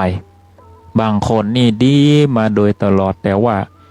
ประมาทในศีลในธรรมบ่ปฏิบัติตนให้มันดีมันงามสุดท้ายแล้วก็มีความมืดไปคือมาตะปรายโนโชติปรายโนนี่คือบุคคลที่เกิดมาปุ๊บโอ้ดีทุกสิ่งทุกอย่างครอบครัวดีอบรมบ่มนิสัยดีจนเป็นคนดีคนดีมีความก้าวหน้าความเจริญดีเรียกว่าโชติปรายโนคือมีความสว่างแล้วก็สว่างไปเปรียบเสมือนคนที่มีศีลมีธรรมครอบครัวสิ่งแวดล้อมดีทุกสิ่งทุกอย่างอันนี้เป็นบุญอย่างยิ่งเจอทั้งครอบครัวเจอทั้งสิ่งแวดล้อมดีเจอคนที่ดีอันนี้บุญนะไม่ได้ปะคนบดีเลยนี่แหละบุญศรัทธาท่านทั้งหลายบุญที่สมบูรณ์แบบก็คือเขาจะบอกปะคนที่บดีเลยหรือแม้กระทั่งว่าปะคนที่บดีก็บ่ได้รู้สึกอย่างเลยบ่รู้สึกว่าคนนี้บ่สามารถที่จะมาคุยใจได้นะอันนี้คือคนที่มีบุญแต่คือแม้กระทั่งว่าเจอคนบดีก็บ่สามารถที่มีใครมาคุยใจได้เลยคือมีความสว่างอยู่ตลอดเวลาสถานีวิทยุกระจายเสียง ท่านทั้งหลายวันนี้อาตมาภาพก็จะเน้นย้ำในเรื่องของคุณงามความดีและที่สำคัญที่สุดที่จะมาถึงนี่ก่อนในวันที่6กรกฎาคมตรงกับวันอาทิตย์สตาตั้นทั้งหลายเป็นวันอาราสาหบูชาซึ่งเป็นวันสำคัญที่มีพระรัตนตรัยครบองค์สมบูรณ์เรียกว่าพระแก้ว3ประการคือมีพระพุทธพระธรรมพระสงฆ์ครบ3ประการฉะนั้นนี่ขอเชิญชวนพุทธบริษัทท่านทั้งหลายไปเข้าวัดเข้าวาทำบุญเนาะเพื่อที่จะทำให้จิตใจเฮานั้นสะอาดหูจักทานหูจักบุญหูจักการแบ่งปันหูจักการเสียสละแล้วก็เข้าวัดเข้าวาไปกราบไหว้องค์พระสัมมาสัมพุทธเจ้าประกาศไว้องค์พระปฏิมาซึ่งเป็นตัวแทนองค์พระสัมมาสัมพุทธเจ้าระลึกนึกถึงนำมาอยู่ในอกในใจสืบต่อไปอาตมาภาพดำเนินรายการมาพอสมควรแก่สมัยเวลาต้องขอบคุณคลื่นวิทยุ 104.50 วัดฝ่ายหินจังหวัดเชียงใหม่สถานีวิทยุเพื่อการศึกษาพุทธศาสนาและวัฒนธรรมเมตตาโดยท่านพระครูสมุวิศวรวรกิจโจเจ้าอาวาสวัดฝ่ายหินผู้อำนวยการสถานีวิทยุแห่งนี้ในรายการวาทธรรมนำใจโดยอาตมาภาพพระชัยวัฒนชโยหรือว่าตุบอมนะพระอาจารย์บอมตอนนี้ย้ายมาจำพรรษาอยู่ที่วัดสันกำแพงหลวงจังหวัดเชียงใหม่ถ้าหากว่าใครต้องการที่จะ รู้จักกันให้มากกว่านี้นั้นเข้าไปที่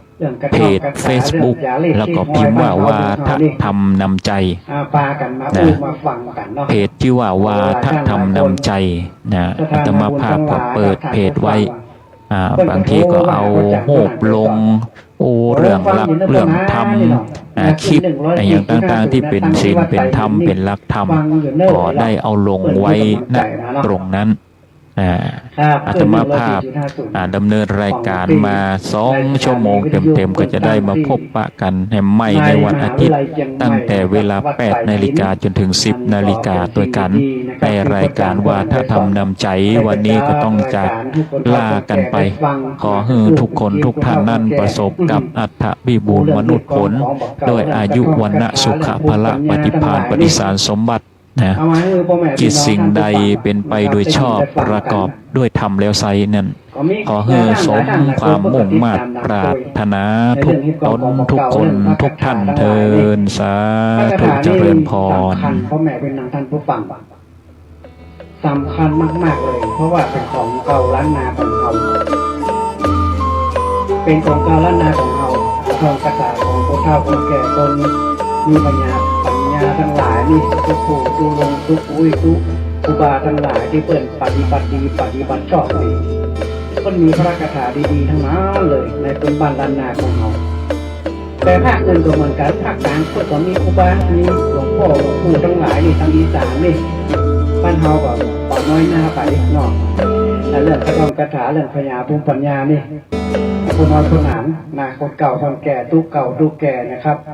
เพิ่นก็มีภูมิปัญญามีกระท่อมกระถาเป่าเสกเวทมนต์คาถาคือกับคนทั้งหลายนี่เพิ่นมนต์น้ำกันเนี่ยมนต์น้ำปาสบายกันแก้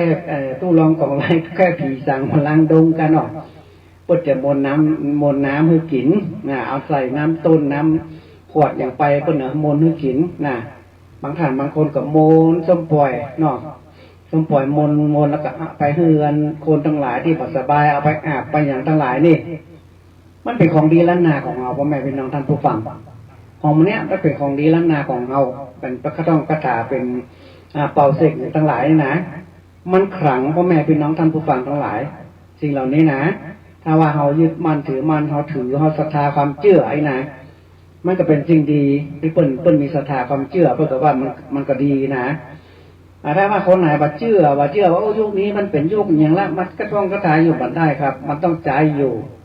เรื่องพักกระถาทั้งหลายนี่หลวงพ่อหลวงปู่ทั้งหลายเนี่ยเปิ้นหมาเปิ้นหมาว่าอย่างเปิ้นมีในใจเปิ้นถ้าเราไปส่วนตัวว่าหลวงพ่อหลวงปู่ตู้ลงตู้อย่างทั้งหลายนะจนเก่าจนแก่นะเขาไปเรื่องพักกระถาได้เปิ้นจะว่าเอามาทันเดียวหูกะกระถาเป่าตากระถาเป่ามะเร็งมี108 ปังเก้านี่แหละล้านนาของเรามันมีอยู่พ่อแม่พี่น้องท่านผู้ฟังล้านนาของเราในล้านนาเชียงใหม่ล้านนาของเราเนี่ยมีสิ่งเหล่านี้มีอยู่สิ่งลี้ลับก็ยังมีอยู่อย่างในป่าในเขาในดอยในป่าไม้ดงนาป่าคาดงทีมันนะป่าไก่เลิกเด็กที่มันเหมือนมีบ้านคนนี่นะอันนั้นเป็นป่าที่เข้าไปแล้วถ้าไผ่ทำคืนนี่มาได้เลยมันมีสิ่งลี้ลับพ่อแม่พี่น้องท่านผู้ฟังคนเฒ่าคนแก่สมัยโบราณนี่เพิ่นไปที่ไหนเพิ่นกลัวมากๆเลยเพิ่นกลัวคืดเวลาเข้าป่าเข้าดงเพิ่นเนี่ยเพิ่นกลัวคืดอย่างป่าไม้ดงนาป่าคาดงทีบ่มีบ้านคนลองไปเนี้ยทำมันอย่างที่มันผิดก็บ่ได้นะผีสางมาลังดงดวงวิญญาณอย่างทั้งหลายนี่เพิ่นมีเจ้าของนะเจ้าป่านี่เพิ่นเป็นดูแลป่านะเป็นสัมภเวสีเป็นผีพกกระลงเป็นผีป่าผีดอยผีห้วยผีขุนน้ำอย่างทั้งหลายนี่มันมีพ่อแม่พี่น้องท่านผู้ฟังมันมีฝ่ายไข้หูไปสัมผัสในป่าในดงพวกเข้าไปในป่าไม้ดงหนาป่าคาดงทีนี่ ถึงจะปะดวงวิญญาณทั้งหลายนี่มีขนาดง่ายๆเนาะสมมุติว่าบ้านเฮาบงเฮาน่ะสมมติว่าในบ้านนั้นน่ะมันมีบ้านอยู่หลังหนึ่งไผ่บะยูนะละเป็นเฮือนห่างละไปไผ่บะยูสักคนนี่นะแต่แล้วคนสมัยก่อนที่เปิ้นบะฮื้อนะบะฮื้อมีบ้านห่างอยู่กลางบ้านน่ะเปิ้นฮื้อเตฮื้อลือหมด แต่ประเดี๋ยวมันมีเขาบอกคือพระเจ้าก็คือพระเจ้าเนาะพวกแม่ก็ลงนับตะขามไปหมดละถึงนี้เอาปล่อยละไปบ้านเป็นห้างเป็นอย่างบ่ไทยไปได้อยู่สักคนเนี่ยนะลูกหลานก็ไปอยู่ที่อื่นหมดนี่นะอันนั้นระวังวิญญาณสัมภเวสีมันอยู่เลยพ่อแม่เป็นน้องท่านผู้ฟังบ้านที่บ่ได้อยู่เนี่ยนะเดี๋ยวลองแหละ สัก 2-3 ปีละไว้หนาสัมภเวสีดวงวิญญาณเข้าไปอยู่นั่นแหละระวังเลยเพราะว่าจะเป็นตึกล้างเป็นโรงแรมเก่าๆปุ่นละไว้เป็นหลาย10 ปีนะระมัดระวัง